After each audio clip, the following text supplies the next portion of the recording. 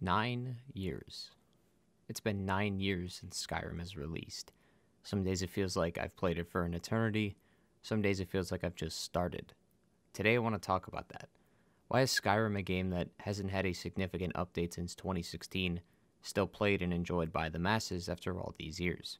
I do want to clarify that this won't be a review or evaluation. Those types of videos discuss all sorts of mechanics, whether it's in a positive and negative light. The point of this series is to answer the simple question: why does this game still have an active player base after years of no official content? Whether you want to watch the full video or skip around, there will be timestamps laid out in detail, so you could skip to the times in the video you prefer to watch. Regardless of how you decide to watch it though, relax as we talk about Skyrim and how it's managed to keep people playing even after 9 years.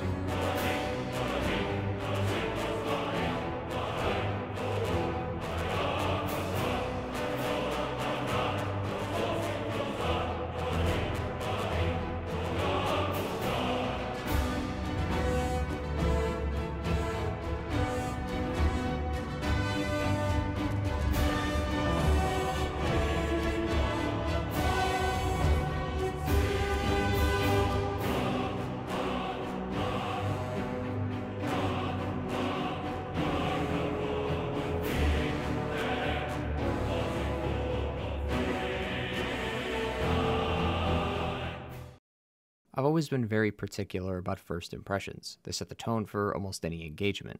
So let's start with Skyrim's first impression. While not as popular nowadays, games sometimes have clips or cutscenes in the main menu should the player not touch the controller for quite a bit of time. While Skyrim doesn't have a cutscene, it does provide the player with a fantastic start to the game's soundtrack. The composer of the intro was Jeremy Soule, who also composed music for Guild Wars 2 and the previous Elder Scrolls titles, Morrowind and Oblivion.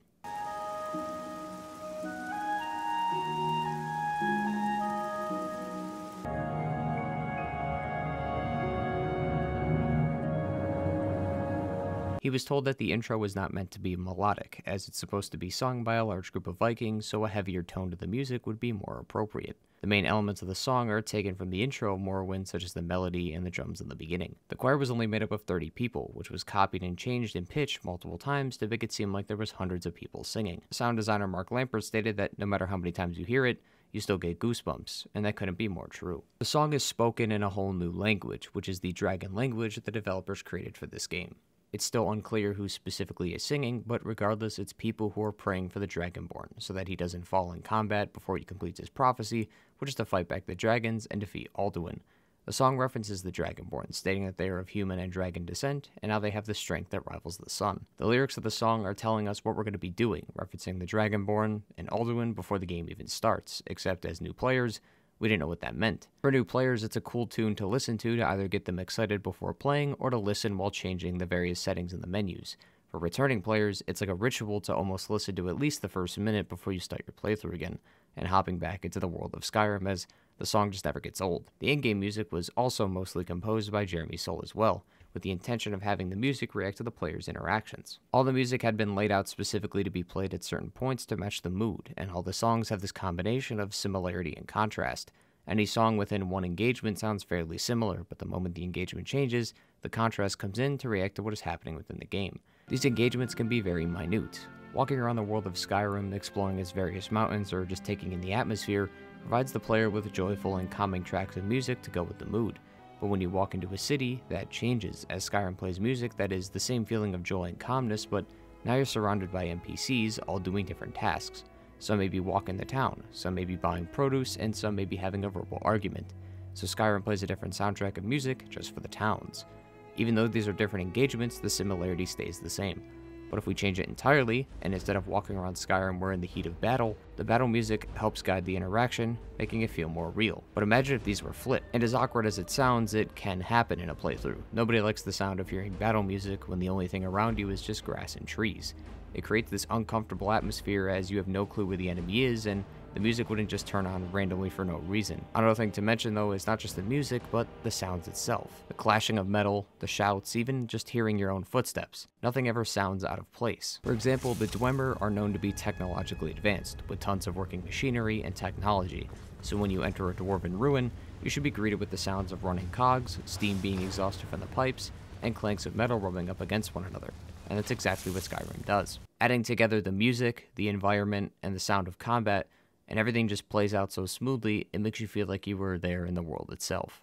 And while we're on the topic, let's talk about the world of Skyrim and its environment. One of Skyrim's strongest points is its environment and exploration. Skyrim consists of 9 holds, all which have a capital, which is the main city marked on the map. There's also 7 towns or settlements spread throughout these holds as well. While it isn't exactly recommended to new players, as the first few main quests help you gather your footing in the game's world, the moment you exit the cave in the beginning of the game, you're free to do whatever you want. Only the first 15 minutes or so in the last few main quests are where the game keeps you locked into doing something linear. In between that is where the game truly shines, and even if a player decides to go off the beaten path and explore, the player gets rewarded for these choices. Nearby the cave we come out of is a standing stone altar, a mine overrun by bandits, an abandoned hut, and a town. Going to any of these locations, you could teach the player what the icons mean on the map and what to expect, as once you understand the concept, it never leaves your brain. It also shows the variety of each of these places. Standing stones provide the player with buffs if they choose one. It's nothing crazy, but can be cataloged for the future if they need a specific stone. The mine introduces the player to more combat, but it's more free form, as you aren't required to fight any of these enemies, and you can leave them for another time if you want to. But should you choose to clear out the enemies, more than likely either the leader of the group or the leader's resting place should have some items you can take to equip your character or sell for coin. For example, going to clear Spring Tarn seems like nothing too crazy, as there's just a hunter and some deer, but nearby is a cave and, when explored, can reward the player with a bow of the hunt. Normally just a bow that does damage to animals. Nothing wild as a Daedric weapon or one-of-a-kind armor, but it's not just a dead end with nothing to reward the player. It gives the player a reason to actually go to these places and explore them, as now the player understands there's a reward for completing these areas now, and it's a mystery what they could stumble upon in their next dungeon. As for now, I do want to emphasize the previous point with 2 locations, Redwater Den and White River Watch. Both of these locations immerse the player in the world in different ways and have very different experiences to them, while also reinforcing my point before. You never know what you're going to be getting when you enter a new area. So let's assume the player has just left Whiterun for the first time, maybe doing a few main quests, but probably wants to explore a bit more first. So they head out to the left of Whiterun and they come across White River Watch. The icon on the map is a cave, so the player knows that this is most likely some low-level dungeon. Going towards the cave, you meet a bandit or 2 outside. Once that's done, you can head in and clear the rest of the group, including the leader. For someone who doesn't take the time to read everything going on or take in the dungeon, this is pretty much a quick cash grab for them, as they can sell the trash gear and equip the better ones for the character. Either way, the player's still gaining something from it. But if you look at the items and take in the scenery, it's not just as simple as a cave with typical bandits. One of the bandits outside of the cave drops a note. It's addressed to a man named Roldulf, by no one named Hajvar. Hajvar is annoyed at someone for playing tricks on his uncle, referencing his past actions, which were putting nails on a chair and stealing the ledger. Seems to be some sort of squabble between these two. Heading inside, we meet another bandit, Ophir the Blind. You can quickly notice that this isn't just some made-up name, as by walking to him, you can talk to him and tell them that you're one of the bandits and sneak by. He's actually blind. It's confusing why this bandit group made somebody blind be the watchman, so it leaves some curiosity to the player. Looking at the table, you could find that this is Ophir's book. Reading it shows that the pages are empty, reinforcing that he is still blind. This doesn't give any more info on the cave, it's more just a slight chuckle should the player end up reading this book in front of him. Going further, you can see 2 bandits and a wolf inside a cage next to them. Instead of engaging, if the player waits, you can overhear their conversation, which talks about plans to kill Hajvar and his uncle Ophir.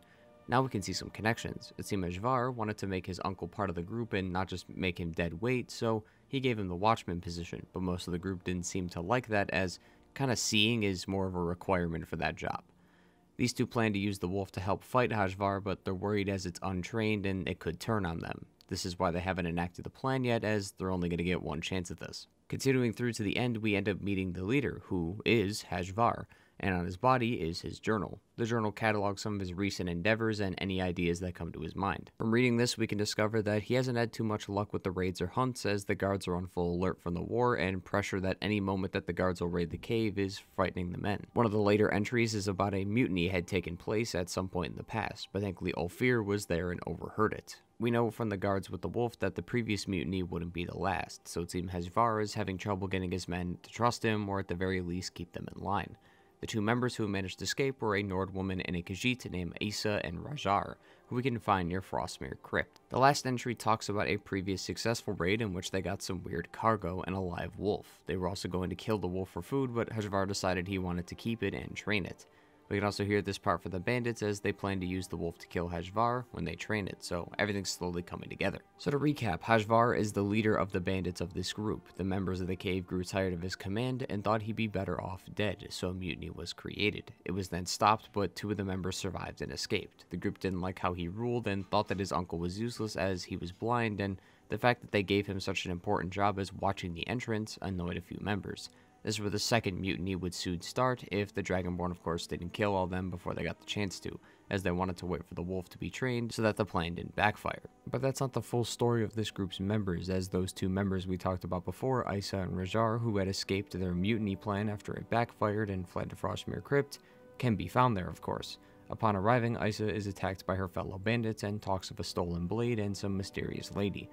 She was part of another group, but someone stole the boss's sword and he flipped out. Killing her during this interaction and reading her journal can start a whole new side quest called the Pale Lady. Sparing some details, it involves finding this sword, and then you can either banish the spirit by taking the sword and killing it, or putting it back and laying it to rest. Through this quest, you'll encounter 3 notable people, Kyr, Rajar, and Isa, each of whom have either a note or journal you can read. Reading all 3 completes the story. Right away, the Isa and Rajar from Hajvar's journal back in White River Watch is these 2, as it says in the first line of Isa's journal that they left the White River Gang, which of course, White River Watch, White River Gang, it's the same people.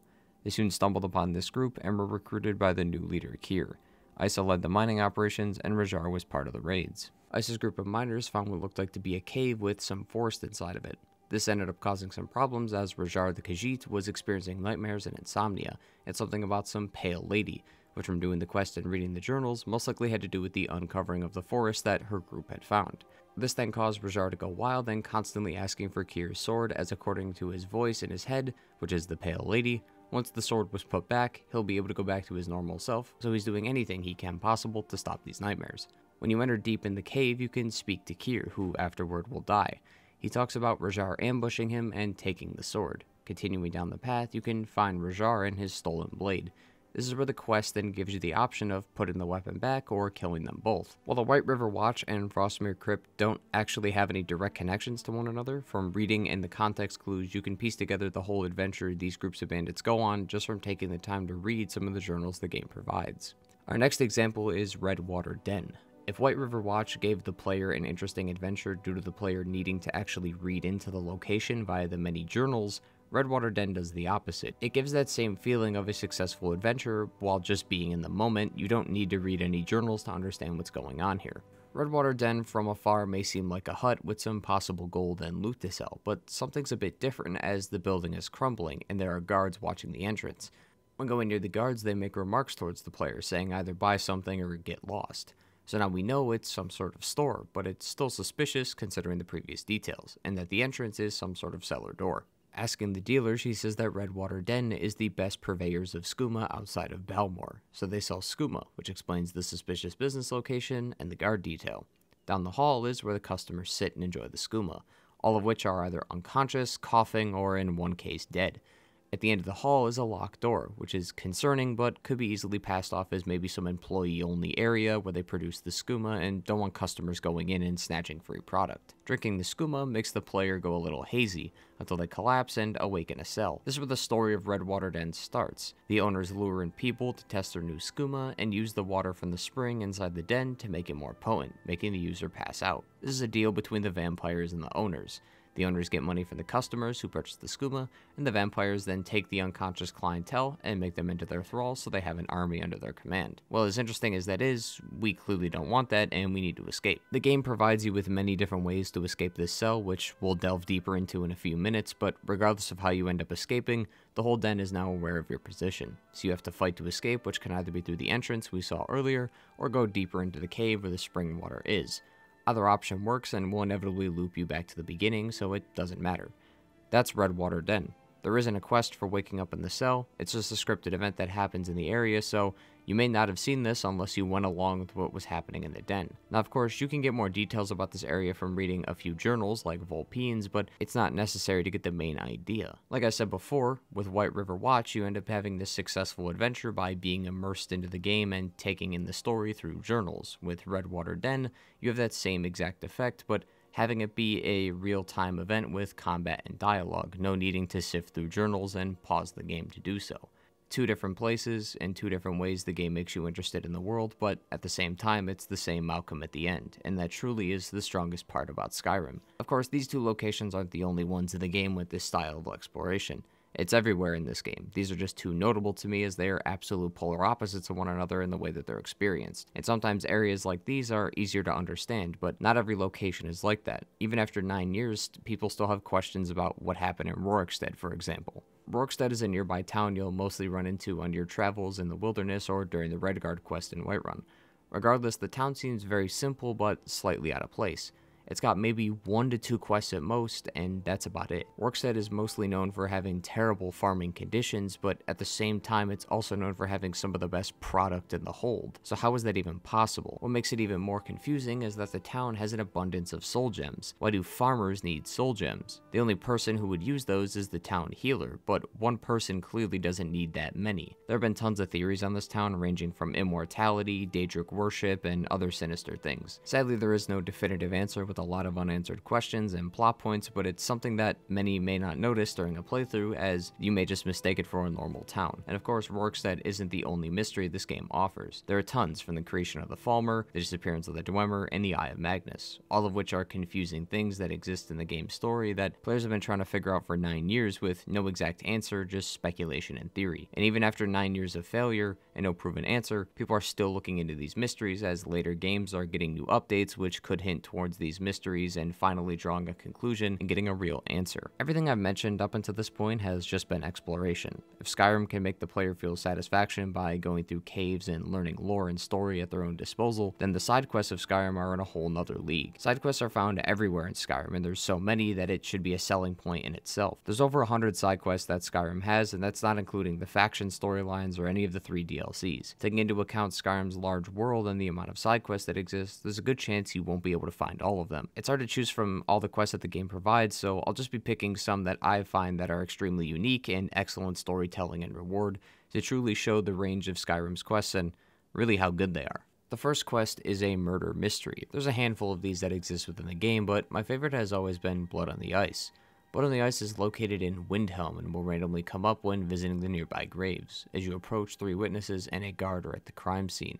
The guard is telling you to step back. You can question the guard and ask him what is going on, and this will start the quest. Apparently, this isn't the first time some woman has been found dead with their body mutilated like this. The guard then hands the duty off to you, and you can question him why you should be doing it instead of him, as he's a guard. But thanks to the war, the men are stripped thin and can't really focus on these crimes too much, so the war is more important. You could start by interviewing the witnesses to gain some background information on what happened. After that, you relay your findings to the guard, who instructs you to report to the steward of Windhelm. The steward is aware of these murders as well, but just like the guard said, he doesn't have many men to use, so there's not much he can do. Once done, you can talk to Helgrid, who will give you an autopsy of the body, saying it has some slashing marks made of some ancient Nord tool that she would most likely use. It makes her a suspect, but she immediately clears up that suspicion, saying that if she was the killer, she wouldn't have mentioned that detail. Near the scene of the crime is a blood trail, and should the player follow the blood trail, it can lead us to an abandoned house. You can investigate many of the different areas in here, like the pots, the mead, and the chest. I'll give slight clues on what's going on, but near the wall on the shelf is an amulet with some papers and a journal. These are our first clues to finding the murderer. The reason why there's so many papers, as we talked to Windhelm resident Viola, she's been notifying the people of the murderer and to stay safe, but the murderer is taking them down so people aren't notified as quickly. According to Calixo, the amulet is a heirloom of Windhelm, which is usually worn by the court mage. The journal is more of a diary for the murderer, explaining his thoughts and the reason for killing all the people he does in a specific way. The murderer discovered this new type of magic called flesh magic, except it's not as simple as casting a spell. It requires more prep and analysis, which is why he's killing people and experimenting on them. The bottom floor also has a cabinet with a false panel, which leads to an altar and some human remains. There's also a journal on the altar displaying the list of required items like bone fragments, ligaments, blood, and flesh that he uses for the experiments. With the information in hand, we can then talk to the steward and present our case and claim that Wunfert, the court mage, is guilty of murder. Afterwards, he'll then walk the court mage to the quarters and throw him in jail, which you could of course watch for yourself. We can then now walk the streets of Windhelm confident that we solved the case,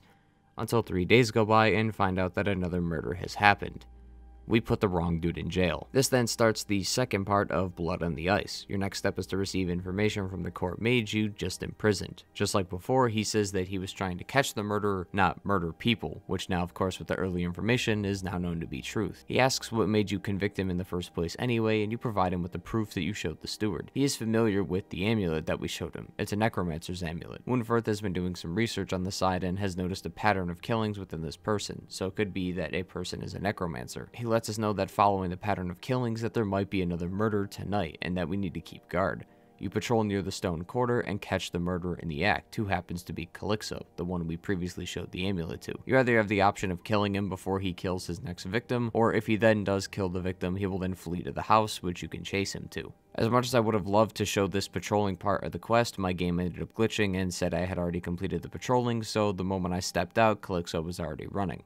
Regardless though, we can then find him and kill him. Of course, we can report this to the steward and let him know that Calixo is the one that actually did the killings, but we can't exactly throw him in jail as he's dead, but at the very least, we can let Wunferth out of prison. With that out of the way, we've officially saved Windhelm and there won't be any killing anymore. For real this time. Blood on the Ice has always been a unique quest to me, as it's not just some simple crime that we can solve. The twist, of course, being that we screwed up in the beginning and put the wrong dude in jail. Imagine if we never came back and he was just sitting in jail the whole time for the rest of his life as he was falsely accused. A nice fantastic plot twist that the player never really expects their first time playing. While the side quests of Skyrim could fall under their own roof of types of quests, there's also a subsection of these called Daedric quests. There are 15 Daedric princes that exist in Skyrim that we can do quests for. Each of them will give us a Daedric artifact as a token of gratitude from them to us. All the artifacts and the quests themselves are unique in their own way, but one has always stood out to me, which was A Night to Remember. Not only is this a Daedra quest, it's one of the funniest quests this game has to offer. A Night to Remember starts when walking into a random tavern. The player then may encounter a mage named Sam, who challenges you to a drinking contest. Sam wagers that if you win, you get his staff. You could of course opt to challenge him or not, and by accepting, the Dragonborn will get more and more intoxicated with every drink, starting with coherent sentences to a few messed up words, then to full-on gibberish. Afterwards, you then black out and arrive at the Temple of Dibella in Markarth. One of the priestesses of Dibella walks over and questions you on your rude behavior. Obviously, we blacked out and we have no idea what's going on, so we happen to ask her what happened and she refuses until we've picked up our mess, which is ingredients all over the floor. When picking up the items, one of the items we come across is a drop note by Sam, which talks about the repairing of the staff. We don't exactly know what happened, so we'll keep this for later as it could be useful. Once the cleaning is done, she'll then mention you were discussing things about a marriage and then a goat, to which we then proceeded to lose our temper and throw stuff everywhere. Now we need to retrace our steps and try to find Sam. The priestess will point you to Rorikstead, as that's where we mentioned about the goat. The player then discovers, while on a drunken rampage, we end up taking a goat from a farmer and selling it to a giant. Thankfully nearby is the one giant we sold the goat to. By interacting with the goat, the giant then becomes hostile, so he'll attack us on sight. Once killed, you can then safely escort the goat back to his farmer.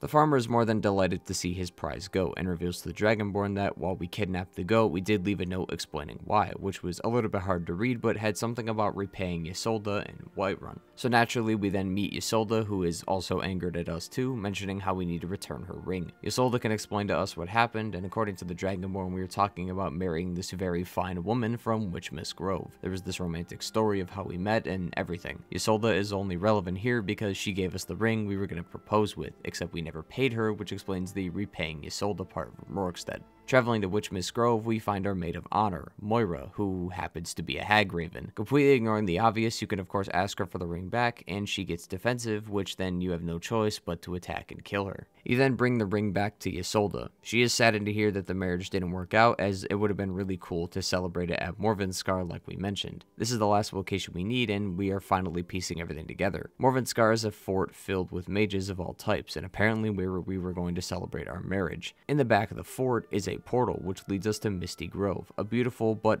concerning place, as the sky is clearly a different color, so it's safe to say we're in a different world. Walking further, we see a dinner table with a group of people eating and drinking with Sam nearby. We then talk to Sam and converse about how wild the trip we had was and how we have the parts to repair the staff, but Sam declines as there's no need. The staff was never broken, he just wanted to see if we could earn the right to wield it, and that Sam isn't actually Sam. Sam is actually Sanguine, the Daedric Prince of Debauchery. He made up the lie about the staff to get us to spread merriment, and according to him, he hasn't had that much fun in at least 100 years, and as reward, we get to keep his staff, which is the Sanguine's Rose. This enchantment allows you to summon a Daedra companion for 60 seconds, so now we have the full story. When we first met Sam, he talked about a place where the drinks never stopped flowing. This happened to be Misty Grove. We got so intoxicated that when we left, we ended up confessing our love to a hag raven, but we needed a ring, which is the one we stole from Isolde. Of course, she noticed we took it from her, so we needed to pay her back, which is why we stole the farmer's goat to get some money.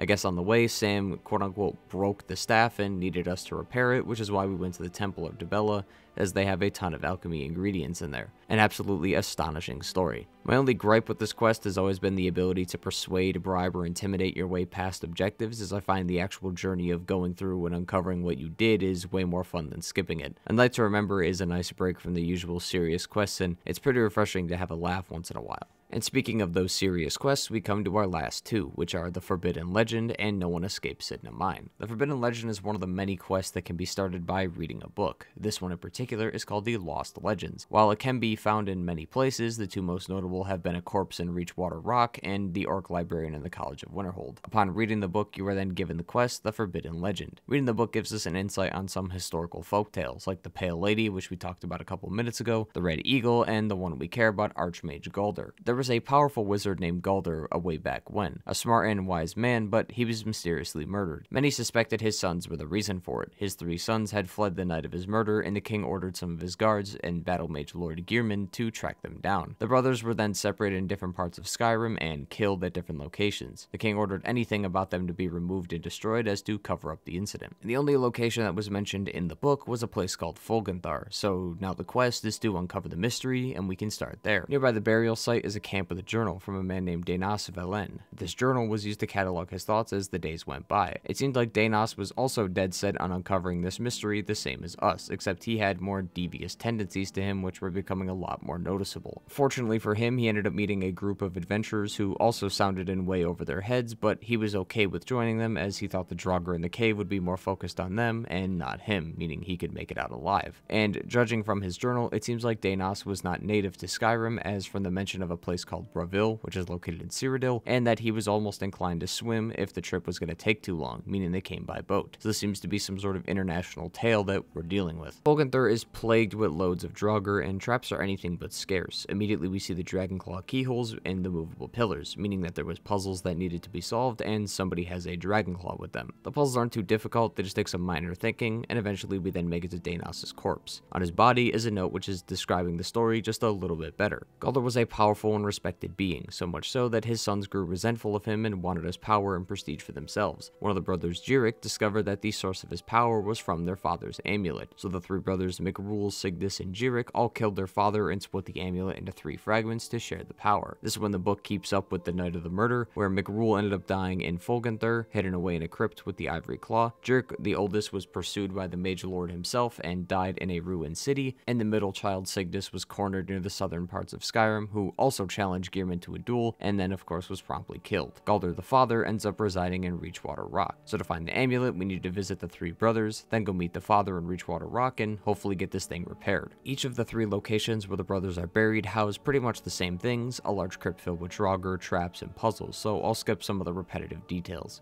Eventually, you'll make it to the burial site of Mikrul the youngest, located further in Folgenthar. He's the only brother without a weakness, but not having a weakness is his weakness, as you'll soon find out. He's the easiest to slay out of the 3.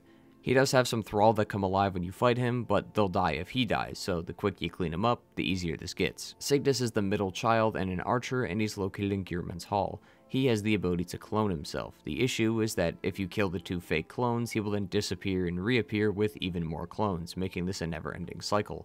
On top of that, they all use unrelenting force, shooting you to the ground multiple times.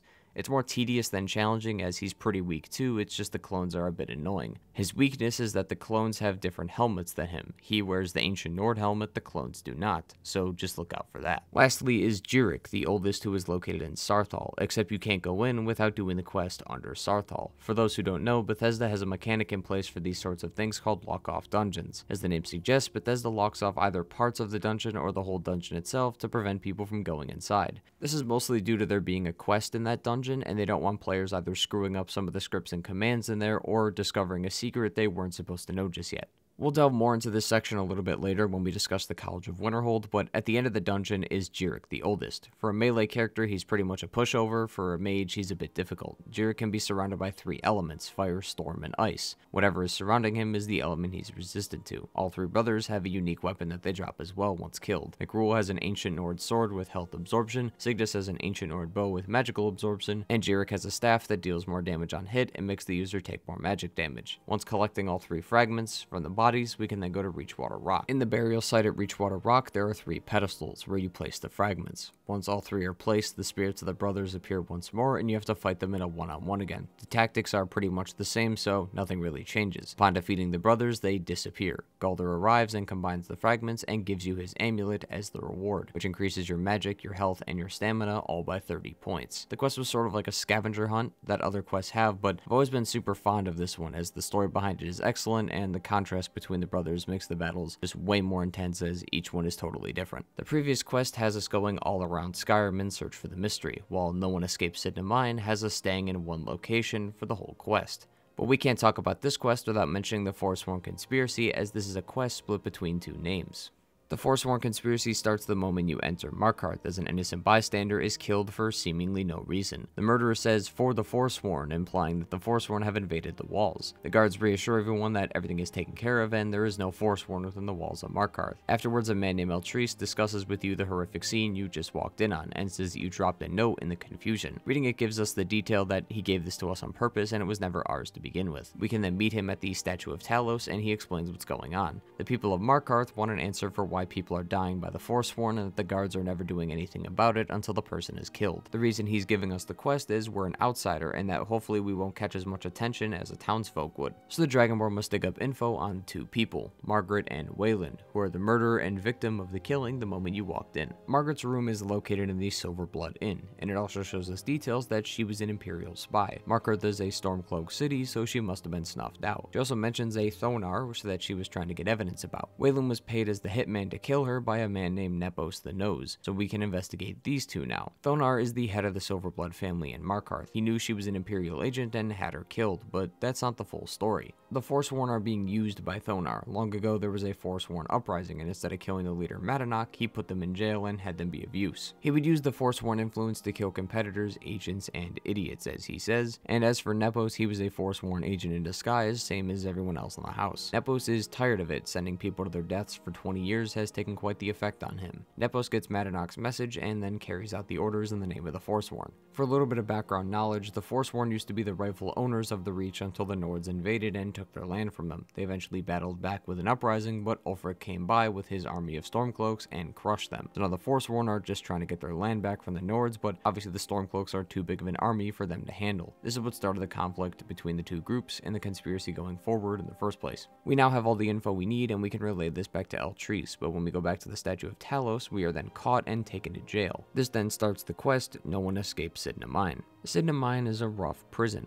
The prisoners work for their time mining ore until they drop so the Silverbloods can profit. Most in here are from the Forsworn, but some just happen to be in here and join Madanach for their own personal reasons.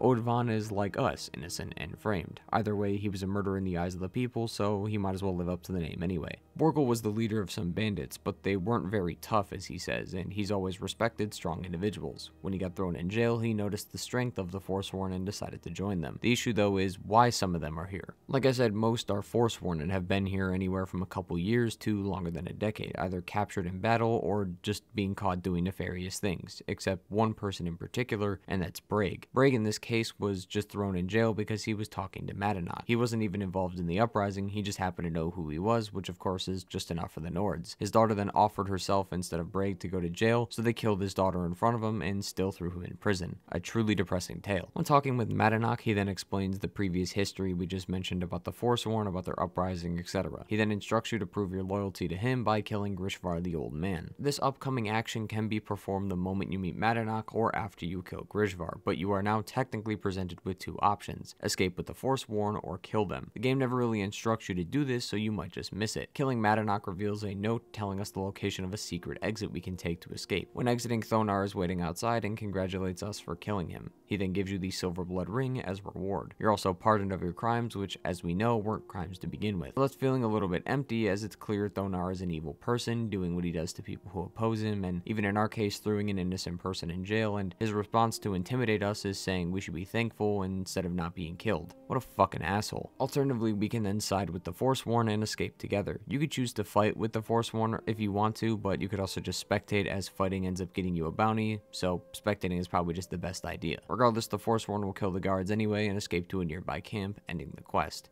This quest has always been my favorite, as it gives the player the moral choice of choosing between the lesser of two evils. The Forsworn, a group of people, ran out of their home who just want it back, but in the process of course killed and enslaved many innocent people and aren't stopping until they reclaim the Reach. Or you could side with the Silverbloods and the guards, who look away from others' crimes they committed as they conspire with the captured Forsworn together to hunt down those who oppose them. This is why I saved this quest for last, as this is arguably one of the best quests in Skyrim in terms of storyline and is the best example of how good these side quests can be. I would have loved to talk about a bunch more, but this video would have been 3 to 4 hours long at most, so some honorable mentions just in case you wanted to know were In My Time of Need, House of Horrors, and The Man Who Cried Wolf, all of which being excellent quests and are on par with the previous ones mentioned.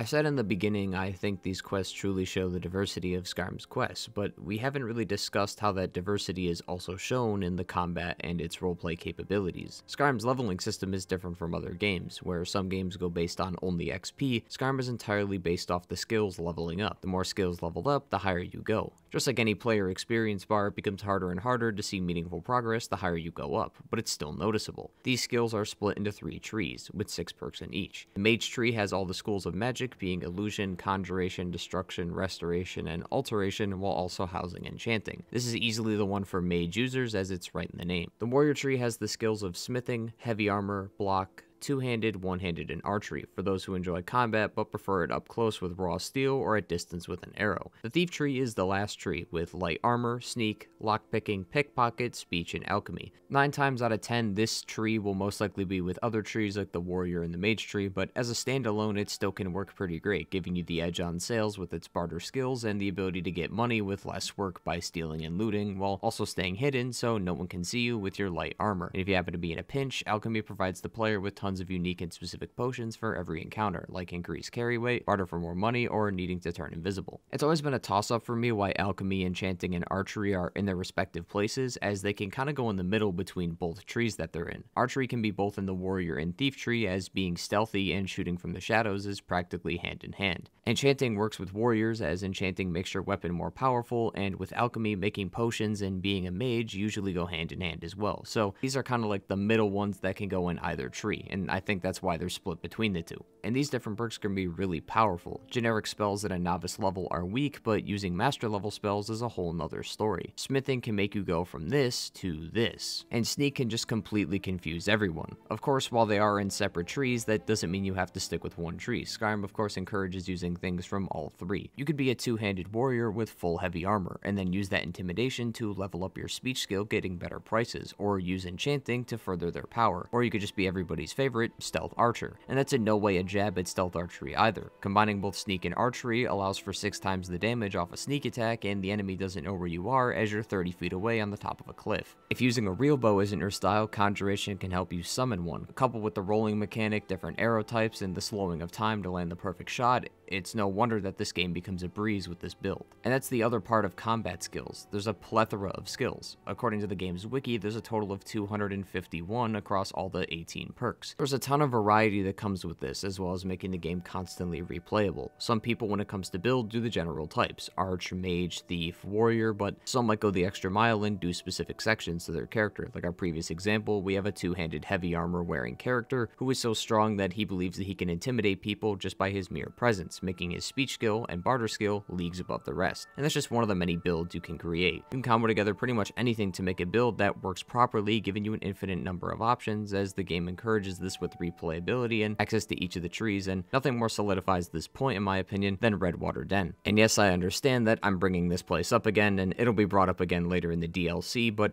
just shortly, as there is one instance that is super eye-opening. If you don't remember from when we last brought this up, in Redwater Den, by drinking their skooma, you then pass out and are locked in a cage. Well, the game provides you with multiple ways to get out, and some are better depending on your build. We're going to be doing this with 3 separate characters, and for the sake of an example, let's just assume they're all spec'd in one of each of the trees. 1 mage, 1 thief, and 1 warrior. For the warrior character, he wants to fight his way out instead of dealing with the trivial nature of locks and sneaking. So he can either swing his sword and hit the guard, or use an arrow to shoot him through the cell, provoking him and opening the door anyway. If the weapons won't work, of course, a shout will do the trick. The thief likes to deal with things quietly and sneakily, so the thief can opt to pickpocket the guard, allowing him to open the cell from the inside, or if that's too easy, pick the lock themselves and open the cell door that way. And even if they fail the pickpocket, the guard will end up noticing and getting aggro to them, opening the cage anyway, so it doesn't matter. The mage has many options as well. He can offer both styles of play. Want to fight immediately? Throw a fireball to piss off the guard. If you want to do things lazily, you could just summon an Atronach to do it for you, or if they prefer the quiet magic, there is a telekinesis book inside the cell they can use to hover the key over. That is 9 ways to escape this cell, and there is tons more depending on the level of your character. Lesser level characters have more limited options, as the proficiency with things aren't as high, where high level characters can get pretty creative. This is just one of the many options the player has throughout the game. Skyrim doesn't cut certain things off when it comes to certain situations. Skyrim allows the player to actually use different items and abilities, and encourages that throughout the whole game. While of course you aren't in a cell a majority of the game, what you are doing majority of the game is fighting. The game perfectly displays all 3 bars necessary at the bottom of the screen to let you know how empty or full one is, so you can act accordingly. Instead of making the shout another bar, they remove the clutter by putting it at the top of the compass. Overall, the combat and skills in Skyrim are always fantastic, and it makes it actually worth the effort to go out and purchase those spellbooks, craft that new armor, enchant those new weapons, and speak with others, as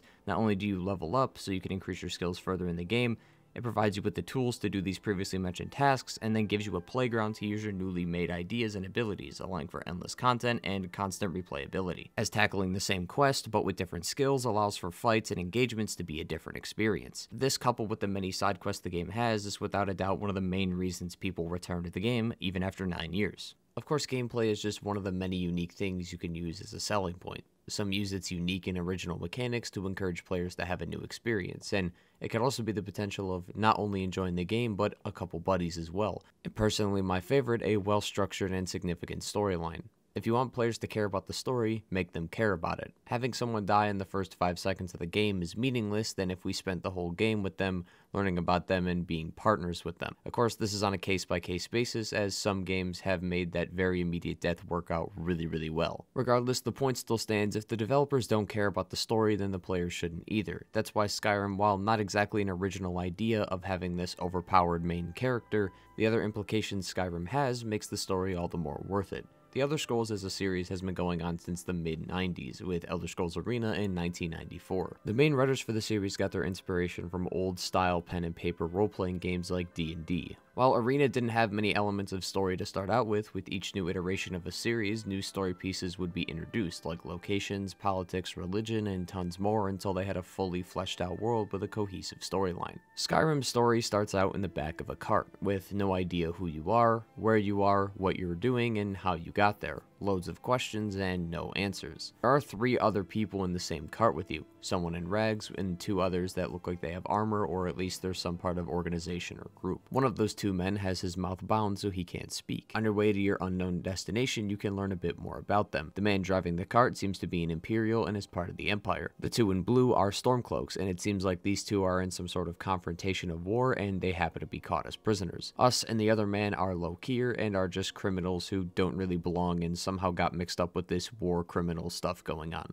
Once making it to the destination, you're able to select your character, and this is purely customization, except the race, which has small benefits, but in the grand scheme of things, really doesn't mean much. Each race has different leveled skills. The default minimum number for a skill is 15, but each race has 5 skills that go to 20 and 1 at 25. Each race also has 1 power and 1 racial trait. If the previous section about the combat and skills of the game was any indication, it's that while a bonus to choose a proper race to match the style of your character is cool, it's not entirely necessary. A little bit later, the game practically teases you as the moment you choose your character, you're almost instantly killed. The moment you're about to be executed, though, a dragon steps in and intervenes, either knocking over or distracting everyone long enough for you to escape. You then run to safety while being chased by a dragon at every turn, really showing the true power that the dragons have. Eventually, after some time, you'll make your way out of the cave, and that's where the game truly starts, as we stated previously. You don't really understand the whole plot of the game until you get a little bit further. Once you do help out the Jarl of Whiterun, he instructs you to assist him in killing the dragon at a nearby watchtower. Upon defeating him, you then learn that you can consume dragon souls. One of the guards says it's an ancient gift passed down to very few people, known as the Dragonborn. Then a loud voice erupts over the world, and the Jarl is stunned to hear that you're Dragonborn, as there hasn't been one since the last era, which means the prophecies of Alduin returning to destroy the world are true and coming back. The story of Skyrim all started back in the Merithic era, ages ago when the Dragon War was ensued. 3 people, Feldir, Hakan, and Gormalaith, fought Alduin atop the throat of the world in an attempt to end the Dragon War. They were unsuccessful at first, so Feldir turned to the Elder Scroll as a last resort and created what's called a time wound by sending Alduin to a different time, and in specific, our time in the 4th era. It might not make sense how he sent him further in time as opposed to back in time, but that's what time wounds do. In the Merithic era, the war on dragons was called the Dragon War, but now that we're in the 4th era, this is now known as the Dragon Crisis. The crisis and the rise of the Dragonborn has been prophesized for years, and people believe the end of the world would soon come, and the Dragonborn is absolutely necessary to going against this prophecy. Assuming the people of Skyrim band together and fight a dragon, they can kill it, and within their mortal lives, it'll most likely never come back to life, but in some different era years away, it'll come back alive again, and the cycle will repeat, which is why the Dragonborn is considered the ultimate dragon slayer, as it can take the soul that lays dormant inside the bodies of the dragon so that it can never be resurrected again. Towards the end of Act 1 is where this information is really starting to come together, as the first 2 or 3 missions are just blended in tutorials. The player eventually meets the Greybeards, a group of people who sit atop the throat of the world and are masters of the Thu'um. Simply talking or even whispering can cause avalanches and dangerous weather, which is why they don't speak. Arngir is the only one of the Greybeards that has learned to control his Thu'um, which is why he's only able to talk to you. I'm unsure if that's represented by the fact that out of the 4 Greybeards, 3 of them don't have tied beards, and the one who does is Arngir, but maybe I'm just looking too far into this. Regardless, the Greybeards basically tell you right away you are the person who will save the world. Kind of a heavy burden, but you gotta do what you gotta do when you're part of a prophecy. But we aren't done with introductions, as the Greybeards will send you on a mission to retrieve the horn of Jurgen Windcaller, which is the founder of the Greybeards a long time ago. Upon arriving, the horn is gone, but a note is left that says we need to meet the person who wrote the note at an inn. Doing as the instructions say introduces us to Delphine, who works at an inn but is also secretly part of an organization called the Blades. The Blades have been an organization for quite some time, going back to around the 1st era when they were originally called the Dragon Guard. After the Oblivion Crisis of the 3rd era and the Great War, which was roughly around year 177 of the 4th era, is when the number was rapidly declining thanks to the aforementioned events, the Great War and the Oblivion Crisis. The only members that exist now are Delphine and Esbern. Since they are part of the Blades, they take on the same role as the other Blades did back in the 1st era now, which is to hunt the dragons and, more specifically, protect the Dragonborn. Delphine says to meet at Kyne's Grove, as there's a dragon burial site located there, and upon arriving, the player then discovers how Alduin is doing all this with the resurrecting of the dragons. He is literally rebirthing them back to life. Killing this dragon proves to Delphine that you are indeed the Dragonborn you've been telling her about, and that the next step of the plan is to figure out how the hell all this is happening, and that she thinks the Thalmor Embassy is behind the connection to the dragons. The Thalmor have always been very mysterious and confusing, but in terms of what they do in Skyrim specifically, they try to root out all worship of Talos. They sent Ankano, a Thalmor agent, to study the college, and constantly try to keep the civil war of Skyrim at a stalemate so they can clean up the scraps of the war and third-party them. They also waged a crusade against the Blades and almost wiped all of them out, so they're not exactly the nicest people. Regardless, after sneaking into the embassy, it's clear that the Thalmor are not behind the dragons coming back, but they do have intel on the other Blade members that are left, Delphine and this new person, Esbern, who we we have not seen yet. Esbern seems to be hidden away in the Rataways of Riften, which means we have to go there to see what he's all about. Esbern is definitely a paranoid man at first, judging by the amount of locks on his door. He's not exactly looking to be caught, but he is extremely educated on the dragon crisis of Skyrim and also predicted the returning of Alduin, as he's been monitoring the ancient prophecies for quite a while. Esbern speaks of an area that houses a large mural which depicts several key future events. This has things like the Oblivion Crisis, the Civil War, Alduin, and tons more significant events in the history of Tamriel, even though this was constructed in the First Era. Those previously mentioned events happened centuries later. This is located in Skyhaven Temple. It's basically a decommissioned base, but it used to belong to all the members of the Blades, but since there's only 2 now, there's lots of empty, unused space. When reading the mural, it depicts Alduin being defeated by a shout, meaning there is some specific shout that can take him down. So it's back to the Greybeard to instruct you to meet their mentor, Parthenax, a giant dragon who's lived on top of the throne of the world since the Merithic era.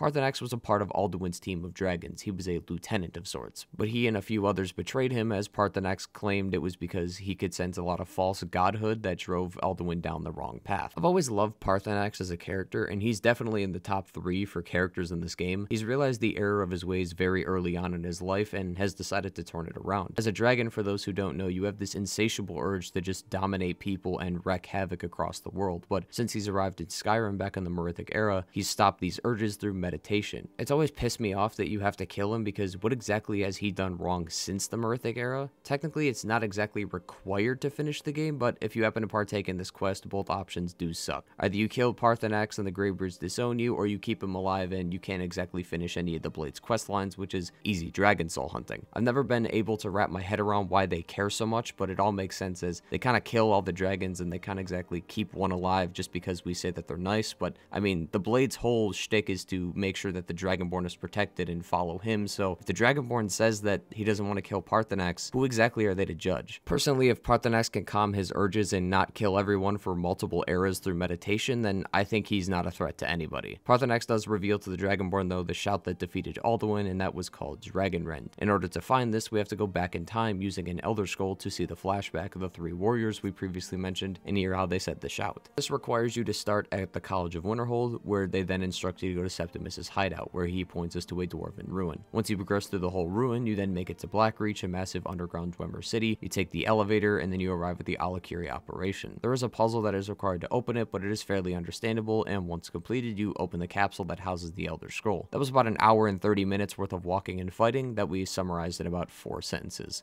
It's a really long quest. Going back to the Throne of the World, you can open the Elder Scroll and watch the flashback to learn Dragonrend. Conveniently, Alduin arrives shortly after, so you get to test out the new shout. You and Alduin fight atop the world just like the previous adventurers did, except he leaves when you lower his health enough. Now it's time to go on the offensive, as he's trying to regain his power. To get there, we need to challenge a dragon at Dragon's Reach, as they always love a challenge and will never back down from one. Except the only place to capture one, of course, is Dragon's Reach, and Jarl Balgriff is not exactly happy with having a dragon in his reach, even though that's the main reason for that keep at the bottom. The other reason is also due to the fact that there's an ongoing war, and seeing as he's right dead in the middle of 2 factions, it's understandable that this is probably not a good look for him. You can either attempt to negotiate a peace treaty or waste about 1 to 2 hours doing repetitive tasks and win the war for either side. Once one of those 2 options is complete, you can then capture the dragon at Dragon's Reach, who is Odahviing. This dragon will now serve you as you prove that your Thuum to be better, and says that Alduin has fled to Sovngarde, and the only way to get there is through Skuldafn Temple, which is only accessible by flying to him. You're not really coming back, so make sure you're all stocked up, because this is a fairly large area with Draugr, dragons, and dragon priests. Once you jump into the portal, it can take the player to Sovngarde. Alduin has retreated here so that he could devour the Nord heroes and regain some strength. In Sovngarde is the Hall of Valor, where many of history's greatest warriors are here, including Ysgramor, Jurgen Windcaller, the Foreman Jarl of Whiterun, Olaf One-Eye, and many, many more. Most importantly, though, houses the 3 warriors from the flashback, Hakan, Feldir, and Gormalaith. Those 3 and the Dragonborn then set out to the front of the gates across the bridge and battle Alduin in an epic final showdown. Defeating Alduin rids the world of his darkness and completes the prophecy, as well as living up to your destiny as the Dragonborn. This final scene has always been iconic to me and something that will never leave my mind. Being able to do battle with the same 3 who defeated him previously was always a small but fantastic touch to the quest. Sovngarde is also just a gorgeous set piece for the final quest, and the amount of people in this building that are just well respected that you can meet and talk with before doing battle is just always great to hear, especially since most of them know who you are and are eager to see you in Sovngarde when your time comes, which is pretty touching. No wonder the Nords constantly talk about Sovngarde. If this is what the afterlife is like, I'll be very much looking forward to it like they do. Being able to drink and eat all day constantly without end, and not worrying about the stresses of everyday living, while being beside some of the most fantastic people in the world sounds like an absolute blessing. And that's the exact message of the Hall of Valor was trying to convey. Skyrim's story is one that I'm always going to remember. Yes, it had the typical main character power fantasy shtick that many stories have, but it builds upon that power in a unique way. People in Skyrim know what Dragonborns are, as we're not the first and we most likely won't be the last, so it's not some weird crazy one-off occurrence that has never existed in this world. We aren't just overpowered with no reason as to why, but having all that power makes the game just more fun. In TV shows and movies, when we see someone with overpowered strength, we envision what would happen if we were them in their shoes, constantly making our own choices, except it's a film, so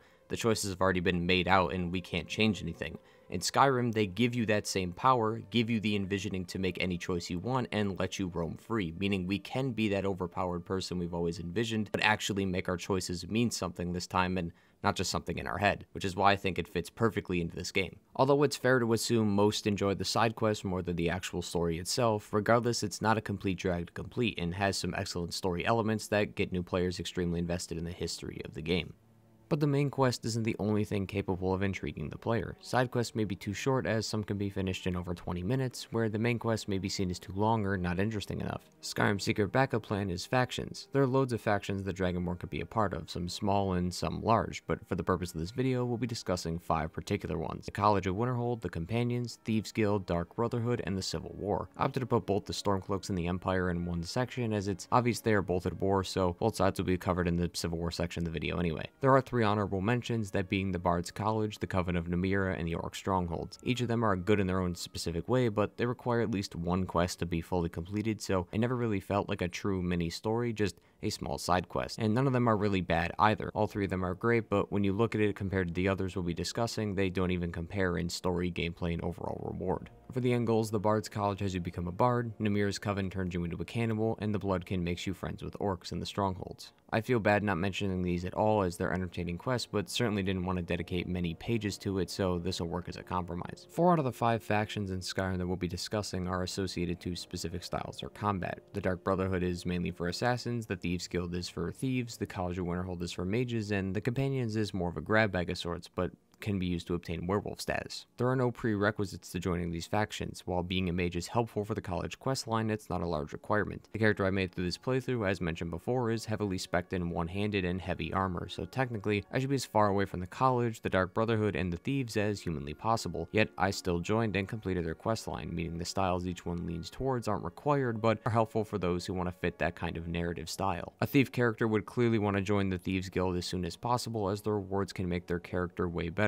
Most of the rewards received from these questlines didn't help my one-handed heavy armor Imperial, as he didn't really fit with what the quests were about. Like I said, that doesn't mean I can't do them, but if I played a thief character, I definitely get more out of the Thieves Guild questline than my one-handed character would. But the fact that I can attempt these and still complete them makes these factions in Skyrim all the more great, because I'm not bound to a specific playstyle from the beginning of the game. I can choose to change whenever I want to. Even though I had very little in light armor, I still put on the Thieves Guild and the Dark Brotherhood armor, as not only did it make sense to match with the current faction I was doing the questline for, the armor had enchantments that helped the quest, so even my heavy armor character was still able to sneak around thanks to the armor. Each faction not only has unique styles they lean towards, but also a unique questline. This usually ends up making the Dragonborn the leader in some way. For all the factions, you usually start out as some sort of initiate, doing small contracts like a simple killing or beating someone up. Afterwards, you're then given a more tougher contract, like stopping operations in the Golden Glow estate or killing someone of a higher stature, like a politician or noblewoman. Obviously, having to kill 3 people back to back isn't much fun, but since they're in different locations, the style of the kill is a lot different. With one assassination, you could be in an open field, so creeping up next to them shouldn't get you caught, but you'll definitely not be caught if you do a ranged attack. The other could be located in a city, so an up-close encounter may get you caught, which means you may have to only be able to do ranged attacks, making the engagement a bit more interesting. Of course, doing the same thing after a while can get very boring, so that's when the factions turn to their huge turning points. Each of the factions have a fantastic storyline that starts from these specific turning points within their respective stories.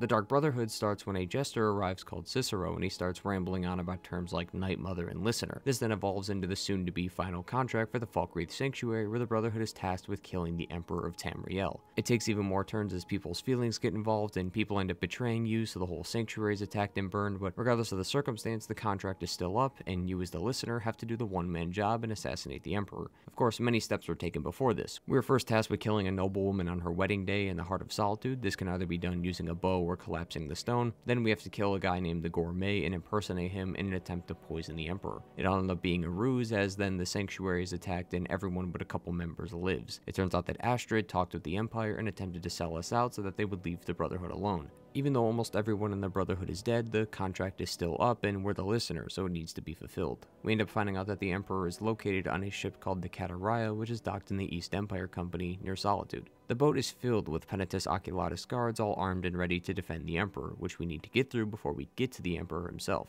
When we arrive, the Emperor doesn't put up a fight, as he knows what we are here for and what we're going to do, and is content with that outcome, so we end his life, ending the questline.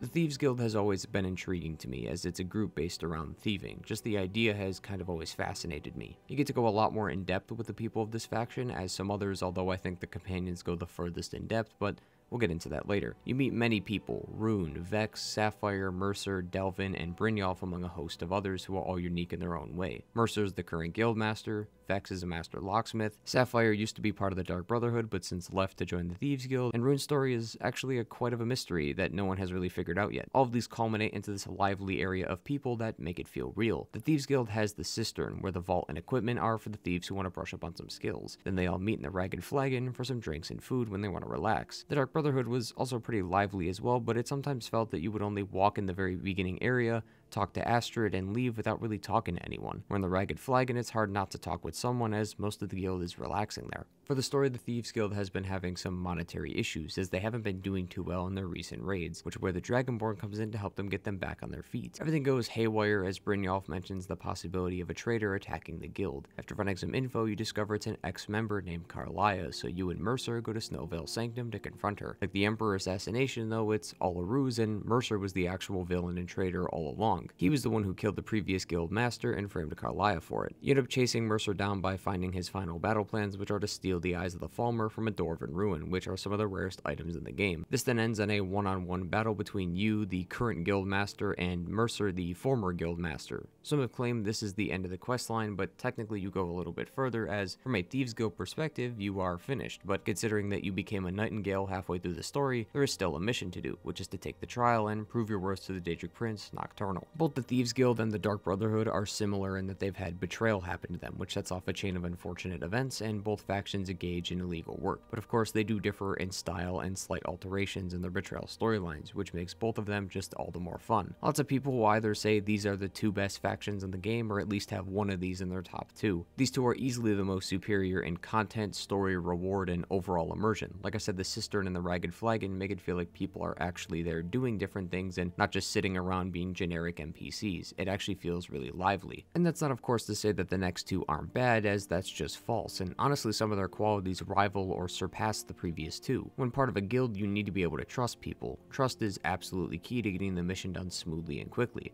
And while the previous two factions have that, nothing really surpasses the trust of the companions in this regard. When you think of companions, you think of brothers, sisters, partners, and family, and those are all correct in what the companions are. They address each other as shield sister and shield brother, and are constantly mentioning how they are a family. The companions have no leader. While a harbinger does exist, they are only there to handle disputes, resolve issues, or clarify questions. Other than that, everyone is on a leveled playing field. No one has authority over others, which is emphasized in their name, companions, a group of people who share the similar ideals without a leader. It's clear this faction is one of the more nicer and legal ones, as they are first seen fighting a giant declared from a farm. This is an example of them helping the residents of the town. The other is in the Radiant quests. Every faction has Radiant or repeatable quests the player can do, and those Radiant quests for the companions are lawful and nice quests, beating up someone who's harassing another citizen or clearing vampires from a cave. The companions' home base is Jorvaskr in Whiterun, and it's almost just as alive as the Thieves Guild is. Upon entering, the first 2 seconds, there's already a fight you can watch between the two members. Outside is where the companions hone their skills and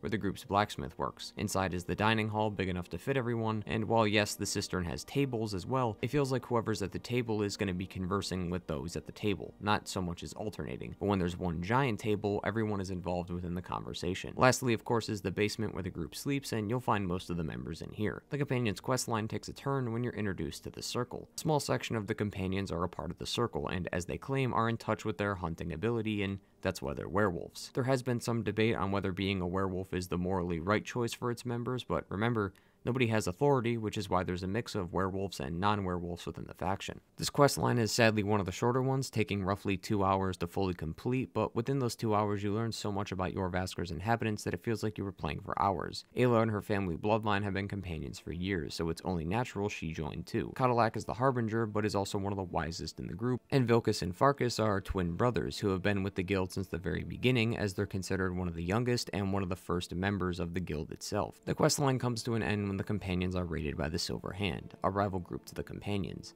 They attack the hall and slay Cadillac and steal the Wuthred fragments, so you chase them down to find the rest of the fragments. After finding them, you assemble Wuthred back to its original shape and place it in the hands of Ysgramor in Ysgramor's statue at his tomb, so you can meet Cadillac's ghost and cleanse him of his lycanthropy. Cadillac has always believed that his lycanthropy was holding him back from entering Sovngarde, so to give him peace in the afterlife, we have to defeat his werewolf spirit, which you can do by throwing the Glenmore witch head into the fire and killing the spirit. Once killed, this gives Cadillac the peace he deserves, and he can now rest in Sovngarde with everyone else. All these groups in one way or another are factions, groups of people either held together by a leader or not, but all share the same values.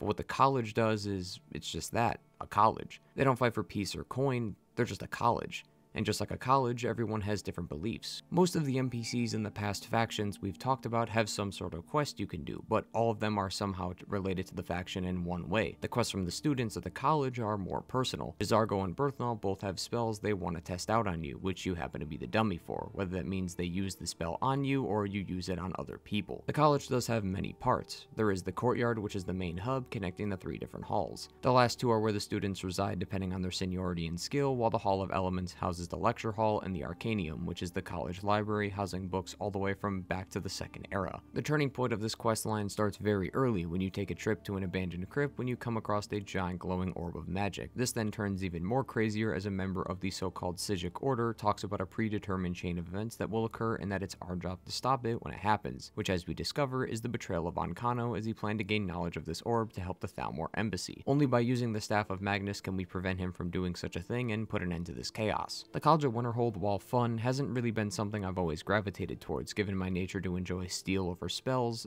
but this faction is a mage's dream, giving them unlimited possibilities and making them stronger in the process. You would think as a college you'd be able to learn spells and gain more knowledge, and you'd be absolutely correct, as not only can you find books which permanently increase your spell skill, but some of the teachers can teach you master versions of spells, with each teacher having a different school of magic to train under. It's not the faction I go to immediately every playthrough, but it's one that I definitely go to at some point, as I feel like if I skip this quest line, I'm missing out on the fantastic story, rewards, scenery, and the library, the college, as it's all unique in all those ways. The thing with all 4 of these is that you don't really know about them until someone either mentions them in conversation or you somehow come across them. The first second of the game is when you figure out about the war, as there are Imperials who are driving the cart and the Stormcloaks are in the cart with us. It's a small interaction where we start to see the 2 sides differ. These 2 sides have their own beliefs, politics, and supporters. The Imperials believe that because Skyrim is a province of the Empire, that it should abide by the Empire's laws and rules, while the Stormcloaks believe in a free government away from the Empire and want to secede from them. This is all due to the past war called the Great War, which was against the Imperial Legion and the Aldmeri Dominion, which is an army of elves who believe in supremacy over all beings, with the elves being the leaders. The Aldmeri Dominion dominated the Legion and had them accept terms of surrender. It's because of this that the Stormcloaks think that they are puppets to their cause. It's completely up to the Dragonborn to choose who they want and why they want to, whether it's based on morals, values, or you like one color over the other. The Civil War of Skyrim, while not the best of the faction quests in the game, is still a great questline, as it has constant conflict with the Imperials and Stormcloaks being everywhere in the game.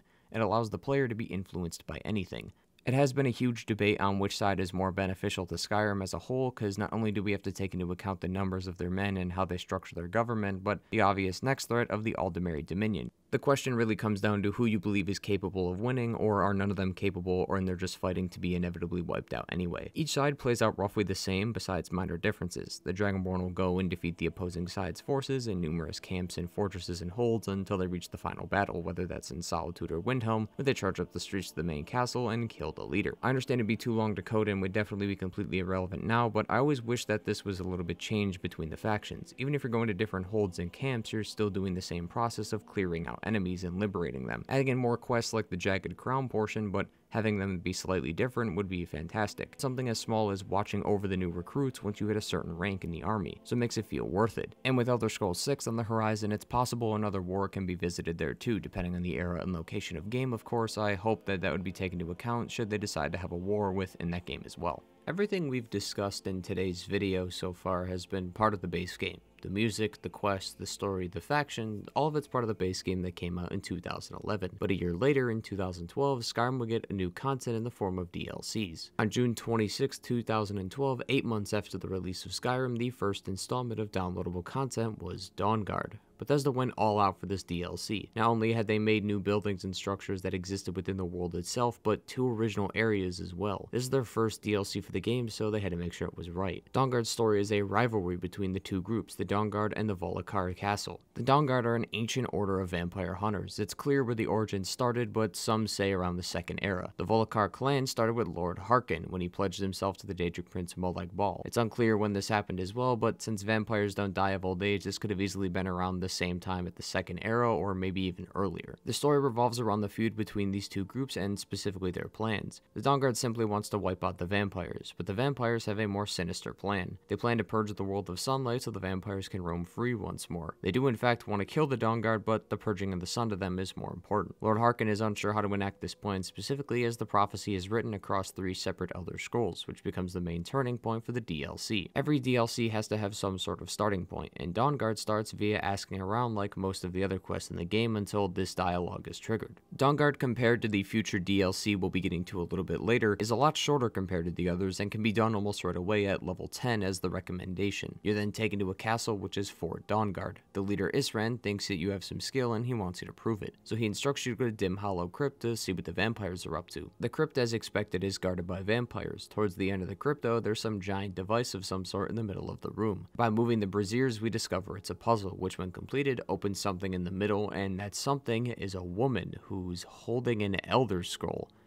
What the fuck? This is Serana, the companion for the DLC, and personally always been my favorite. She tells us that we need to get back to her family, and then she'll explain everything when we're there. Long story short, we find out that Serana is the daughter of Lord Harkin, which would explain the vampirism. Lord Harkin thanks you for returning his daughter and offers you a reward, but as he states, the only thing equal of value to an Elder Scroll and his daughter is to give you his blood, which would not only make you a vampire, but a vampire lord. This decision is where the game splits. From here, should you accept, you are introduced to the new vampire skill tree, very similar to the also newly introduced werewolf skill tree, but just a vampire one. These follow the same procedures to ranking up. To increase two-handed skills, you need to use two-handed weapons. To increase the vampire skill tree, you need to be a vampire lord and do some damage. Denying his request forbids you from ever entering the manor again and will force you back to the Dawnguard side. While we're at the crossroads, let's go over some of the rest of the content that is coming with this DLC, besides just a new story and a couple perk trees. Dawnguard also introduced Dragonbone weapons, which at the time only the armor existed, and these Dragonbone weapons are even more deadlier than Daedric weapons are. There's also a new ranged weapon, which is the crossbow, mostly used by the Dawnguard Order. Each group also has their own host of new creatures. For example, the Dawnguard has armored trolls, who they have trained to fight for them, while the vampires have gargoyles, who stand guard surrounded in stone, waiting to jump out at any unsuspecting visitor. A new plane of Oblivion is introduced, and one that is required to go through no matter what side you choose, so I'll save that for the later part of the discussion. And the other is a person in the Ragged Flagon, who can change your appearance. Gender and race are locked, but facial tweaks can be altered for 1,000 gold. Not a whole lot compared to the other DLC we'll get to, but of course this is their first DLC, and it still came with quite a few new features. Back to the decision, the game has 12 main quests. 10 are done no matter the option you pick, the other 2 are depending on the group you choose, although one is technically the same with some slight alterations, which we'll also explain. Should the player decide to refuse the offer, they continue from the Dawnguard storyline. Their separate part of the quest is recruiting new members and finding a moth priest to unlock the secrets of the Elder Scrolls Serana has. Accepted in the Blood continues the vampire storyline, which has the player fill the Bloodstone Chalice in a place I definitely haven't mentioned 4 times in this video, Redwater Den,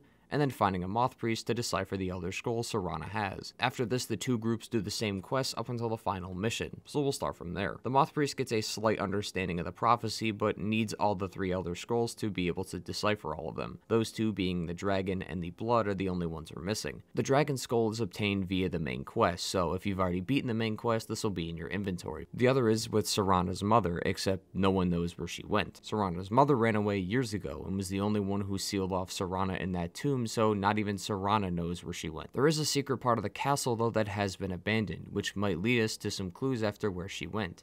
After discovering the secret entrance, going through tons of hallways, we arrive at her lab, so to speak, where she would conduct various experiments via the alchemy stuff surrounded here. With the correct ingredients, you can open up the seal in the middle, which takes us to the other dimension and the new plane of oblivion, the Soul Cairn. The Soul Cairn is where individuals who have been soul-trapped go. It's also ruled by the Ideal Masters, being assumed to be necromancers who created this plane of oblivion, but are now non-physical beings that have transcended the mortal plane. They tend to make deals with lots of people in here, but almost all of them favor the Masters in some way and usually end up tricking other participants. Valerica, Serana's mom, was one such participant, but avoided the Ideal Master's punishment by hiding in the abandoned fort behind a magical wall. When we meet her, she lets us know more about the prophecy of the sun and what it all means. The prophecy is real about purging the sunlight from the world, but to do that, they need the blood of a Cold Harbor daughter. Molag Bal's plane of oblivion is Cold Harbor. People also worshipped Molag for quite a bit of time. On his summoning day, the woman would be offered as a sacrifice, and the ones who survived would be considered Cold Harbor daughters. Serana and Valerica were both sacrificed and survived, thus making them Cold Harbor daughters. Harkon doesn't know this yet, but once he discovers that he will need a Cold Harbor daughter's blood, he will most likely kill Serana if it means completing the prophecy, seeing as Valerica has gone off the face of the earth and in a totally different plane, Serana's the only option he has. Valerica clearly didn't want that to happen, which is why she hid Serana, then fled to the Soul Cairn herself, so that neither could be used to complete the prophecy. The best way to stop this prophecy is for us to take the scrolls ourselves. Regardless of what side you choose, you ultimately see Harkon as the bad guy anyway, and end up traveling here with Serana, so there's really no change at this point. But to get to the scroll, we need to defeat the Keepers, which are the people that locked her in this magical wall in the first place. Once the Keepers are dead, there's only one guard that's been watching her this whole time, and that's a dragon called Durnavir. Once defeated, she gives us the Elder Scroll and we can go on our way. Once we have all the Elder Scrolls in hand, we must head to Ancestor Glade and read the scrolls, but reading with preparation is very important, as without the preparation, it can lead to blindness like Dexian had. Once the preparation is complete and we read the scrolls, we're then taken to the next large area of the game, the Forgotten Vale, which is a large glacial area deep in the mountains in the northwest. The weapon required to beat Lord Harkon is in this new area, and is told to us by the Snow Elf Gelibor. We can't just simply take the weapon, we have to complete the trial, which is filling a water jug from various way shrines throughout the area, then dumping it at the entrance to the inner sanctum. We then meet the Arcurate, one of 2 snow elves that we know that exist in Skyrim so far, the first of course being Gelibor, who we saw before we entered. The Arcurate is a vampire, and it's discovered that he became inflicted with vampirism during the Merithic era, and because Uriel, his god, did not help him prevent the infliction by curing him, he created the prophecy of purging the sunlight in hopes it would weaken Uriel's hold on the world if it was completed, and get some revenge on the god who wronged him. We clearly can't let that happen for a multitude of reasons, so we just defeat him and we'll take the bow for ourselves. We now have everything we need to confront Harkon and fight him. During the fight, Harkon will bubble up and become invulnerable for a little bit of time. The bow rids the possibility of that and stops him in his tracks once fired, allowing him to be attacked again. This section changes depending on the faction. If it's the Dawnguard you side with, and you march up the castle with all the Dawnguard and kill all the vampires including Harkon. But if you're part of the vampires, you simply just walk into the back room then confront him yourself. If you're a vampire and Lord Harkon is defeated, you now become the Vampire Lord of the clan. As the Dawnguard, you just slay everyone and go back to Fort Dawnguard, ending the quest line. The main story of Dawnguard is pretty great. I've always liked how the ending is the same regardless of the faction, as it's really the true ending, and killing Harkon absolutely needed to be done, and of course getting Serana as a companion for both sides has always been a huge plus. Once the main faction is done, the player can do a host of Radiant quests and other side quests that are part of the DLC. If with the vampires, killing the rest of the Dawnguard is actually a side quest after the main story is finished. There's also 2 side quests in the Soul Cairn should the Dragonborn want to do that, and my personal favorite, exploring the ancient dwarven ruin for the lost Ethereum Forge. Overall, the main quest could take about 2 to 3 hours, with other side quests maybe another 2 to 3 hours, either way making this an enjoyable 6-hour DLC. The second DLC was released on September 4th of 2012, which was Hearthfire, a mere 3 months after Dawnguard released. Hearthfire was more of a laid-back DLC, providing the player with immersive world-building options like purchasing property and building their house. Skyrim has 9 different holds within the game. On launch, 5 holds allowed homes to be purchased within the city, until Hearthfire came along, which had the ability to make the homes in 3 out of the 4 leftover holds, leaving Winterhold being the only hold in the game with no player options, other than the college, which technically isn't a home. While the main game had homes, Hearthfire introduced homesteads. With homesteads, you can live outside a city, but within the hold and build your house the way you want to, unlike homes which are within the city walls. Predetermined interiors and upgrades were also made with gold, not resources. Of course, the issue is that it requires lots of gold or resources to make with these homesteads. The 3 locations you have are Morthal, Falkwraith, and Dawnstar, with the Winstead Manor, Lakeview Manor, and Hellsjarken Hall, respectively. To first even get the option to purchase these homes, you must complete a quest or 2 from the Jarl, who upon completion will reward you with the option to purchase property, which then starts the building process. Each home comes with a chest, you should be able to get the basic version of the house finished. From there you can add the main hall, a cellar, and some additional wings. But those are only the structures, as there is a separate workbench inside each area so that you can change the inside, making it look like an actual home. The main hall is generally the same per house. The cellar is one of the best additions to the house, adding a full-on blacksmith workshop, chests, and all 9 divine totems. The wings is where the creativity really comes into play, as there are 3 wings in each house, with each one having 3 options, meaning a total of 9 options to choose from, or 27 combinations of houses that can be made. The issue is once you choose one, you must keep it, but thanks to there being 3 houses you can choose from, assuming you have the loads of resources it would take to actually build all of these, you can then have the 9 wing options split evenly by the 3 houses. The west wing has additional bedrooms, an enchanter tower, or a greenhouse. The bedroom is good if you plan to adopt kids, the enchanting tower has all your enchanting needs, and a greenhouse is a good place to either display lovely flowers or grow some alchemy ingredients. The north wing has the alchemy lab, storage, and trophy room.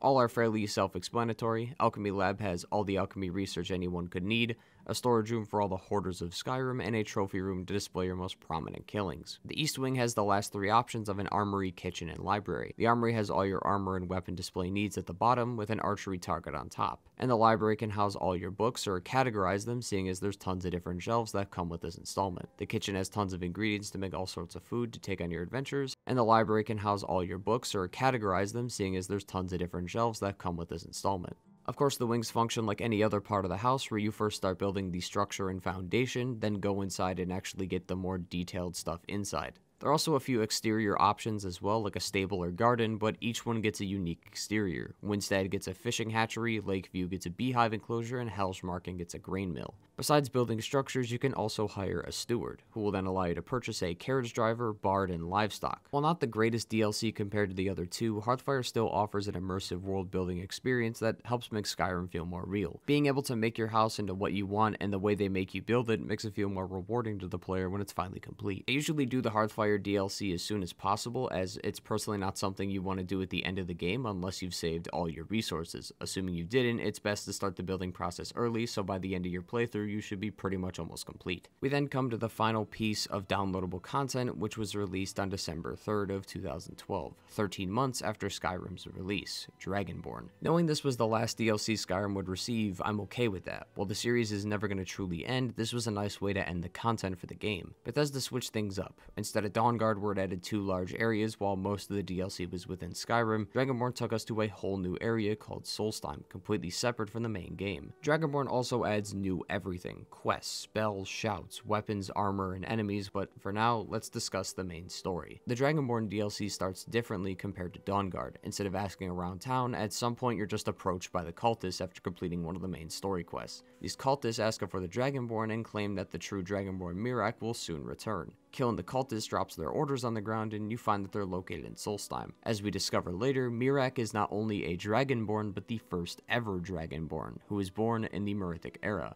Mirak was a dragon priest back in the day when they were only human and not a rotting corpse, and came into possession of a black book which transported him to Apocrypha, where he met Hermaeus Mora, the Daedric Prince of Knowledge. Hermaeus Mora gave Mirak the power of shouts. Mirak then used this power to turn on his dragon masters and became even more powerful. After some time, he was then sent back to Apocrypha and has stayed there ever since. Waited until he amassed enough power so he could escape the realm and return to Solstheim, which is why those cultists mentioned Mirak returning. These black books, as we know, teleport the player player to Apocrypha, but at the end of each section, the player can pick certain buffs as a reward for making it through the dungeon. First, we need to find out where Miraak is located, and the closest thing we have is his temple. At the end of his temple is a black book, which just like with him, we have to read it. We then teleport to Apocrypha and meet the man himself. He says that once his temple is fully built, he'll return, but we're clearly not going to let that happen.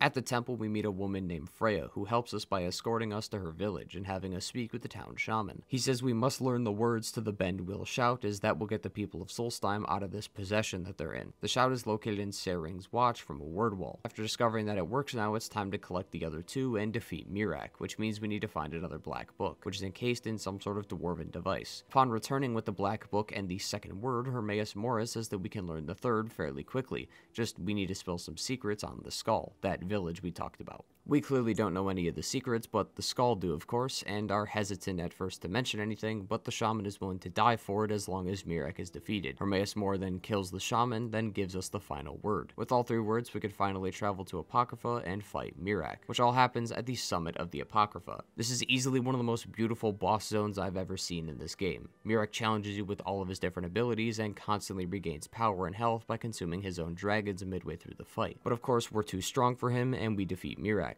Now, the only one of our kind that we knew of is now gone and dead at the hands of his master. But on the plus side, Solstheim and the world is saved. The ending reward is pretty solid in terms of quantity. We get dragon scales and bones from the dragons he killed, we get Miraak's armor, we get the dragon souls he took from us, and the ability to respec all of our skill points at any point in time from any skill tree. And this can be done infinitely as long as we have the book Waking Dreams. I know we just blew by a 3-hour storyline in what seemed like 4 minutes, but there's many things this DLC adds that I want to mention, and I prefer not to do a play-by-play of each of the DLC story missions, especially if you already understand what happens in it. The story is very similar to Dawnguard and Timelink, taking around 2 to 3 hours, but since it's a new area, there's tons of new and eventful quests to explore within the DLC, such as Thirst Call, which is a hall overtaken by the Reiklings. You can meet the Nords who previously owned the hall and opt to join them in taking it back, or you can join the opposing side and join the Reiklings and kill the Nords, then becoming the chief of them. Out of all the titles the Dragonborn is called, I didn't think chief of the Reiklings tribe was something I expected. Dragonborn also has some unique mini-bosses and armor. The Deathbrand armor is one of the best light armors in the game in all of Skyrim. It starts by finding a book called Deathbrand, which tells the tale of the legendary Deathbrand armor and how it was stored away and hidden for years. The armor is stored in 4 separate locations you can find via the map, and once obtained, the buffs you receive are absolutely insane. The more pieces of the armor you equip, the better, and assuming you have all 4 pieces, you can receive water breathing, 100 plus armor rating, increase the stamina by 60 points, carrying capacity by 40 points, and when dual wielding, one-handed attacks will do 40% more damage. And that's not even including the buffs that you might be adding from the light armor skill tree, easily making this a go-to armor for light armor users. Dragonborn also comes with arguably 2 of the hardest enemies in the game, the Ebony Warrior and Karstag. Karstag has a whopping 4,000 health when fighting, and the Ebony Warrior, while at most can have 2,000, it's his abilities that make him tough. Throughout the fight, he can use Unrelenting Force. His armor raises his defense, his sword absorbs health, he can cast Frost Cloak and Ebony Flesh to reduce physical damage, while also casting Restoration to recover his health. He can also reflect the damage you deal back to you, and even paralyze you with his bow. All of this happens throughout the entire fight. For killing the Ebony Warrior, you can then grab his armor and a bunch of really cool gems, but the reward for Karstag is the ability to summon him in any fight you want for a maximum of 3 times. Besides these, there are a ton of other quests to do, like solving a possible assassination of the Counselor, funding a mining operation, all for it to turn terribly wrong, and many more. Dragonborn is the last DLC Skyrim would receive, and while it was sad to say that would be the last one, it was a fantastic DLC to end the game's downloadable content. Dragonborn is personally my favorite and the best DLC the game has, as it feels like you're experiencing the feeling of playing Skyrim all over again, just with a new storyline and smaller map. There is still one more downloadable content, if you want to call it that, to mention, although it isn't a full-fledged DLC. As Skyrim did, however, receive a massive update in 2016 in the form of Special Edition, which was basically the legendary edition of the main game, coming with all 3 DLCs, except adding many new graphical enhancements. Special Edition also introduced modding to the console community. While it was on the PC version of Special Edition as well, PC players already had access to mods from dedicated modding websites, but Xbox and PlayStation were never able to experience that before, which was a huge milestone for the game, as this came in the form of a mod listing in-game, and the Creation Club a monetized version of the mods that Bethesda deemed worthy to pay for. Creation Club was and is still a controversial topic, but conveniently it goes into our next and final topic of the video, arguably the main reason most players will play Skyrim to this day: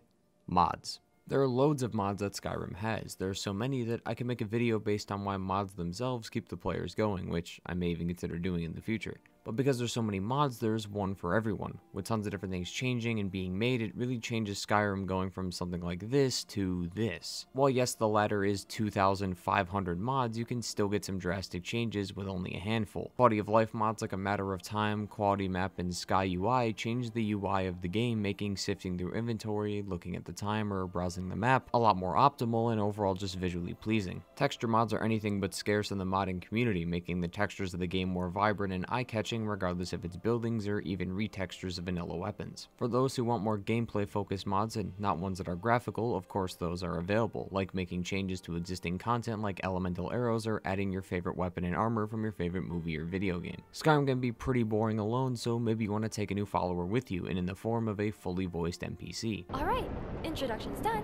So, let's get to adventuring. But with there being loads of followers, it's hard to choose one, which is why mods like Ultimate Follower Overhaul and others like it all serve the purpose of not making you pick one, but all the followers you want, and depending on how popular that specific follower is, they may even talk to each other. Hello. Just thought I'd introduce myself. I'm Lucian. I am pleased to meet you. My name is Inigo. Pleased to meet you too, Inigo. I think we're going to make a great team. I think you get where I'm going with this. I could ramble for hours talking about the mods that this game has, adding new creatures, a survival mode, immersive mods, and anything to make the game just feel more alive, but we simply just don't have the time, so I'll just talk about some of the ones that I personally like. After playing Skyrim for a while, you tend to gravitate towards the same build. I still can't get away from the one-handed heavy armor brute, and some can drop the stealth archer. So Ordinator by Ine changes things up, allowing you to use the same build, but overhauling all the perks in every skill tree, going from the vanilla 251 perks to a new 469. And it's not just adding more perks, it's changing the existing perks on top of adding more options to pick from in each skill tree. For example, the sneak tree can provide the player with tripwires, smoke bombs, and a bottle that makes an oil trail you can light on fire. And of course there are additional perks to make the aforementioned equipment even better. The smithing tree isn't just as simple as making new armor anymore. You can now make dwarven autocannons, or every time you make a weapon you gain increased critical strike damage and reduced incoming damage for the next 30 minutes. Every skill tree in Ordinator gets changed, making Skyrim feel new again, as now you can't go to your normal go-to perks. Ordinator gives you some that may be better than your usual picks, or makes you choose between multiple good options, which makes the playthrough that more engaging again. Ordinator can also be installed mid-playthrough, so it refunds your perk points, allowing you to put them into new skills, so there's no loss of progress. But of course there's going to come a point where you really want to try a new build, but you've either done all of them or nothing really feels unique. So let me introduce a very unique one to you with the help of the new mod Thunderchild, also by Ine. Thunderchild is for the people that want a more in-depth shout build, or to have a shout-centric character. To get access to these, you need to visit High Hrothgar and meditate, which is a mini-game in itself, by stopping the meditation when it's close to 0. Too early or too late and you'll fail. When completing the meditation, you receive shouts free of charge without the need for souls, but it's only the first word. Follow the quests given to you afterwards and you can achieve the second and third word. Nearby is cabinets filled with different robes to wear if you want to match the style. The shouts are all very unique, like Armageddon causes fire to rain from the sky, or Splinter Twins, which copies the enemies and now they have to fight copies of themselves. Most of the shouts don't take too long to charge either, which is nice, but some can definitely be a bit long, especially when using multiple words. Both Ordinator and Thunderchild provide the player with excellent alternatives to builds, whether they be new or old builds. Each one is made to accommodate and provide you with a new, refreshing experience. As we discussed in the Hearthfire DLC section, there are only 8 out of the 9 holds that you can have property in, but it's only one choice. What if you dislike that choice? Which is why my go-to house mod has always been Riverside Lodge by Lupus78. I've never been a big fan of huge castles. If I don't use all the rooms in my house, what's the point in having all those large rooms? Riverside Lodge provides the player with a load of options: kitchen, blacksmith, enchanting and alchemy tables, bedroom, displays, a sauna, and some of the best views I've ever seen, getting the whole city of Whiterun in frame from your house. It's big enough to be more than a simple house, but small enough to make the rooms actually worth going in and using. But maybe you do like the original locations of the base game houses, you just don't like the designs of them, which is where the queen of player homes, Eleonora, comes in with her Breeze Home mod. Not only are her original house mods fantastic, but her overhauls of some of the vanilla houses are out of this world. Breeze Home goes from a simple house on the streets of Whiterun to something that looks like it belongs in Solitude with rich noble families. Bookshelves and chests for all your equipment, display cases for the masks, paragons, weapons, and armor, along with a totally separate area upstairs for all the alchemy and enchanting. It doesn't even feel like Breeze Home anymore, going from a simple 2-floor house with some accessories to this, and it does that all in the right ways. After multiple playthroughs, the first hour or so can get really really boring, going from Helgen to Whiterun to Bleak Falls Barrow and back, so you can get some levels and then finally take on the side quests. Live Another Life by Arthur Moore and Unbound by China Green Elvis are both alternative start mods that work to change that. Live Another Life starts you in a cell. After customizing your character, you then approach the statue of Mara ahead of you and are given a dozen options to choose from, ranging from guild member to nobleman. I chose Shipwrecked off the coast and spawned underwater at the top of the map past Dawnstar with nothing then other than what I could scavenge off the ship. You can still pursue the main quest if you want to, either from hearing people talk about Helgen or taking a trip there yourself and reading a journal, which transitions right into the Riverwood portion of the main quest, but it's entirely up to the player when they want to, as the game doesn't force you to do this right away, which gives the player more time to do the side quests without having to worry about the main quests at all. Skyrim Unbound takes this even further, allowing the player to completely get rid of the Dragonborn status, which means no shouts and possibly no dragons should you choose that option. It may sound boring, but it can give the player the feel of being a normal adventurer in the world. If you find it's not fun, you can simply toggle it back on and continue as the Dragonborn and do the main quest as you please, but for people who want to be more immersed as a specific character without the power of the Dragonborn, or just maybe want to do only side quests as a non-Dragonborn character, you have the option to do so. With Live Another Life, you can choose how you start: Orc Stronghold, maybe a ship, but with Unbound, you can set your starting equipment, starting location, or randomize everything. I ended up randomizing my entire game, and I spawned at the hot springs near Riften with only fine clothes and my bare fists, meaning I'm going to have to steal a couple things to get some decent equipment if I'm going to survive out here. Both Live Another Life and Unbound give the player a whole new experience, letting the player choose their own backstory or letting the game choose it for them, making it harder. Regardless of the option, they are both different from the main vanilla start, so instead of going from Riverwood to Whiterun, etc., it's a whole new start with a whole new strategy on what to do first. Everything we've discussed so far, in my opinion, makes Skyrim fresh, but not everyone will use all the perks from Ordinator or every option in Live Another Life, so maybe it'll be just a nice detour from the original Skyrim experience, but it doesn't feel new. The next two mods, however, are not only truly original, they are more unique than anything we've discussed today, and quite possibly a reflection of how great mods for Skyrim can be. Those two are Bruma and Enderal. Bruma is one of the many continent mods for Skyrim created by the Beyond Skyrim team. They have set out to make the areas of Tamriel a reality within Skyrim.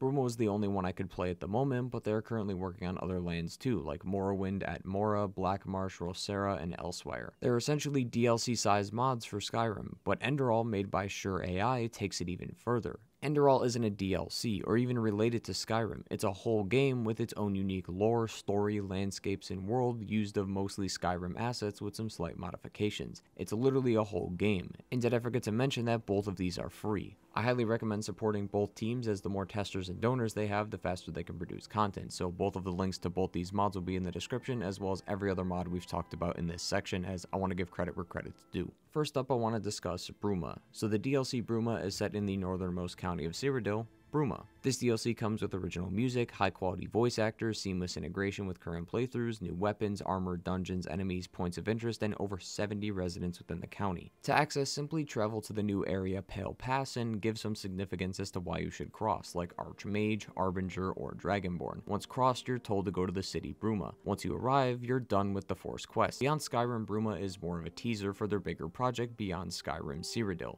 This is because not only is this one of the many areas that exist in Cyrodiil, there is technically no main quest in Bruma at the moment past going to Bruma. Beyond Skyrim wants to create many provinces in Skyrim as well, like Morrowind and Cyrodiil, but instead of taking years to finish all of it at one time, they're giving out bits and pieces of the land for players to test and enjoy while they work on the full game. To help convey this, let's use Skyrim and Cyrodiil as a proportional example. Bruma is basically one of the holds of Skyrim, let's say Whiterun. If this is the case, then anything we can do or explore in Whiterun is fair game. All locations, side quests, etc. are all available in Whiterun, but the other 8 holds are unavailable to travel to because they don't exist. Bruma is like Whiterun, where Project Cyrodiil is like Skyrim, a soon-to-be fully fleshed out world with multiple locations and holds to travel to. Bruma is just one of the many areas that are going to be created, and it would be weird putting the main quest in here, as it's going to both not make sense and be a cliffhanger anyway, so there's no point to even doing it. And that's not to say not adding the main quest is a bad thing either, because since you're not tied to the main quest, you're free to explore however you want to. And Bruma's a bustling county filled with all types of different personalities. Scales of Oriel, thanks for telling me that. I'll be sure to tell all my friends. Put up posters, even. Outside of Bruma is even more areas to explore, and it can seem a little intimidating on what to do first as there's no main quest to hold your hand, so I just looked at the map, looked at an out of place location, traveled, and see what I could find. I ended up finding a really large tower which relates to the College of Whispers. One of the biggest new additions to this area is the Iliad Ruins. If you've ever played Oblivion or Elder Scrolls Online, these are exactly as you would expect. Iliad Ruins are typical dungeons the player can encounter. Skyrim has Dwarven Ruins which are made by the Dwemer, whereas Bruma has Iliad Ruins made by the Ancient Elves. There's a decent amount of this within Bruma and they're all very unique. One was overrun by the cult of Namira, while in another, a ghostly voice kept talking to me only for it to attack me as I was apparently trespassing in his lair. These dungeons aren't that simple either. Many times I would end up lost with how non-linear these dungeons were. Some of the dungeons in Skyrim are pretty linear and not too hard to navigate, but I didn't experience that in Bruma. There was clearly a lot of time put into these caves and ruins, and it's clear that's the main showpiece for this area. With Bruma comes new enemies, like different variants of trolls and wolves to things like minotaurs and ogres. The new enemies had new items, clothing, and animations which really helped it set them apart. There are still similar enemy types that exist in this game as well, like bandits and necromancers, but the bandits don't wear the typical fur armor as much. Instead, they go with the new Clavonian armor, and the necromancers tend to have a new face mask that they wear with their other attire. The side quests were a big positive for Bruma as there was lots of diversity. One had me interview nobles so I could find out where this orc's wife was, only to find out that she was cheating on him with one of the nobles we interviewed. The other one came abruptly as a woman asked for my help to retrieve an heirloom, only to find out that I was being tricked and tasked with giving it back to her against my will. The quest had 4 optional objectives: killing the man in front of me,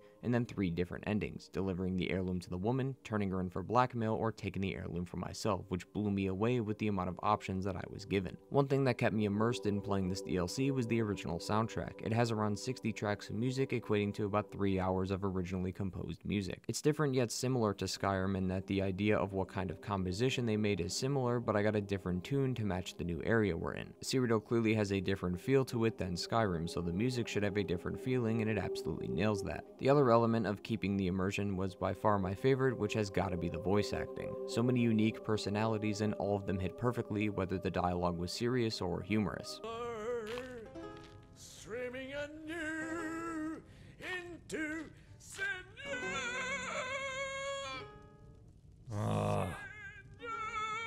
While Bruma would still be good if they used generic voices or no voices at all like some other mods, it just wouldn't feel the same as the acting makes the world feel real and it doesn't take you out of the immersion. It's a sometimes overlooked detail, but it pays off in the end if done correctly. According to the credits, there are around 30 people who made up the voices for Bruma, some of whom have some pretty large credits in gaming, such as Dragon Age Inquisition, Wasteland 2, and Dying Light 2. This is just a taste of Bruma, and I highly encourage you to try this mod for yourself if you have the time. I know it's available on PC, and from what I've heard it might be available on console, but it might be a little hard to find with the mod menus. If Bruma is going to be a representation of what the other counties will be like in the future, then I'm very excited to see the full Cyrodiil release. It's one of the most expansive and unique DLC mods I've played for Skyrim in a very long time, and it's clear the devs care about this mod and have put in the work to make others like it too. We then come to our final mod, which is Enderal, and as we said, Enderal is a game, not a DLC like Bruma. Full game, and it's recognized as one on Steam as it comes up with its own achievements and its own store page. The only requirements being the specs, and Skyrim needs to be purchased.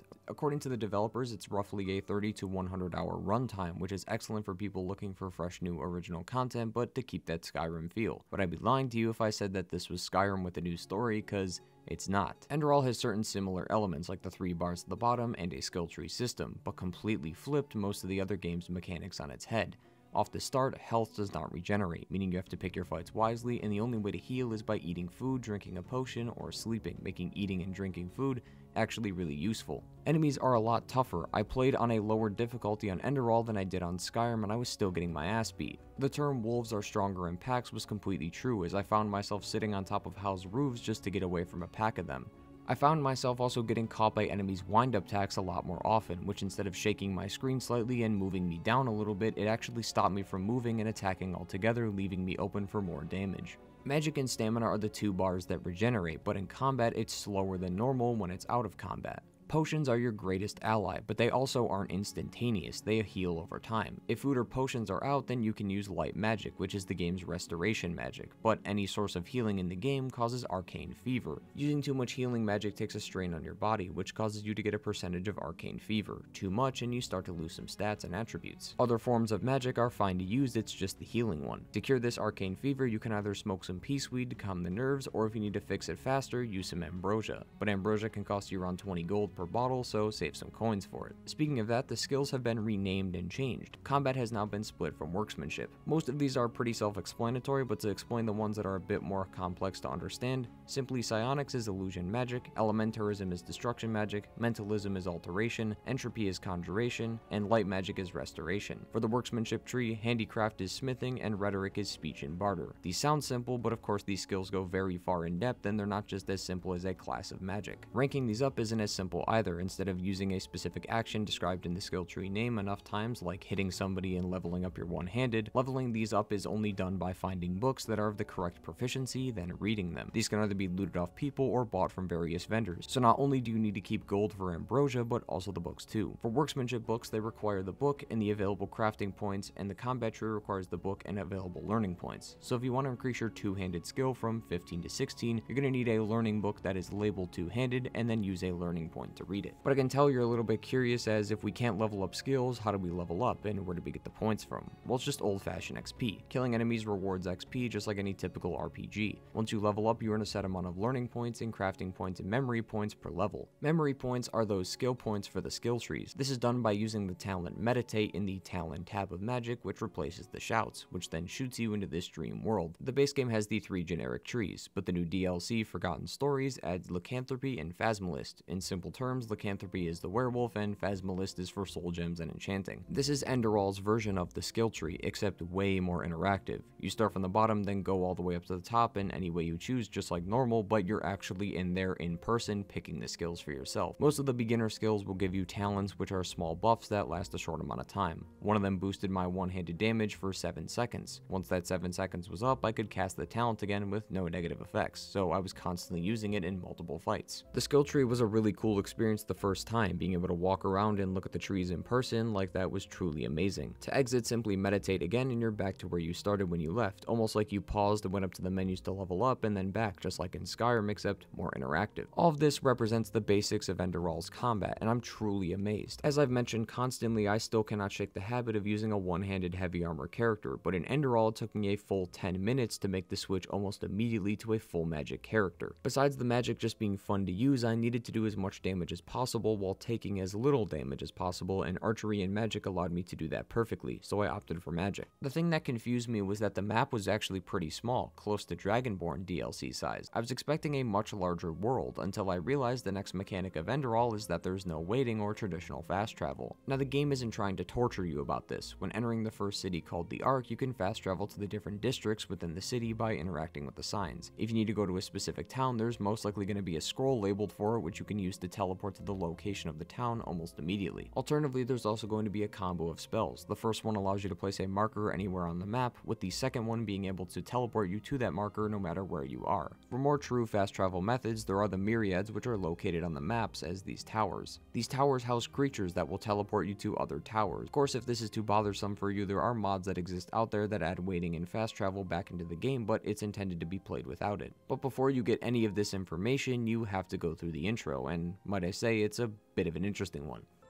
My, I totally forgot what a mess I left here. But I was right, wasn't I? A real gem we've got here. Bring me a nice crisp piece of meat! Bring me a nice crisp piece of meat! Bring me a nice crisp piece of meat! Like I said, very interesting. The game already is just mesmerizing to look at on ultra settings, and the first area really conveys that. Everything is more colorful and vibrant compared to Skyrim's bleak and depressing world, and the sound design is top tier, with the music being some of the best I've heard in a game in a while. And since we're on the topic, let's discuss the story. I won't spoil any endgame missions, simply the first couple acts, which can be done in about 2 to 3 hours, assuming you don't get sidetracked. The start is you having this recurring nightmare of your family claiming you killed them. That's the intro. Then you awake on a ship with your partner. You are refugees fleeing a recent war and snuck on a ship to start a new life. Eventually you do end up being caught by the captain. Your friend is killed and you're thrown off the ship. You arrive on the beach somehow alive, but before you wake up you see these constant visions, none of it making sense now, but will make tons of sense as you slowly understand what the visions mean throughout the game. And depending on some of your future choices, you may be able to see these visions in person. After some exploring, talking with people, and more crazy visions, you meet Jess Barr, one of the 3 companions of the game, and personally one of the best voice acted characters I've ever listened to. I can't put my finger on it, but there's something strange about you, and that intrigues me. What do you say?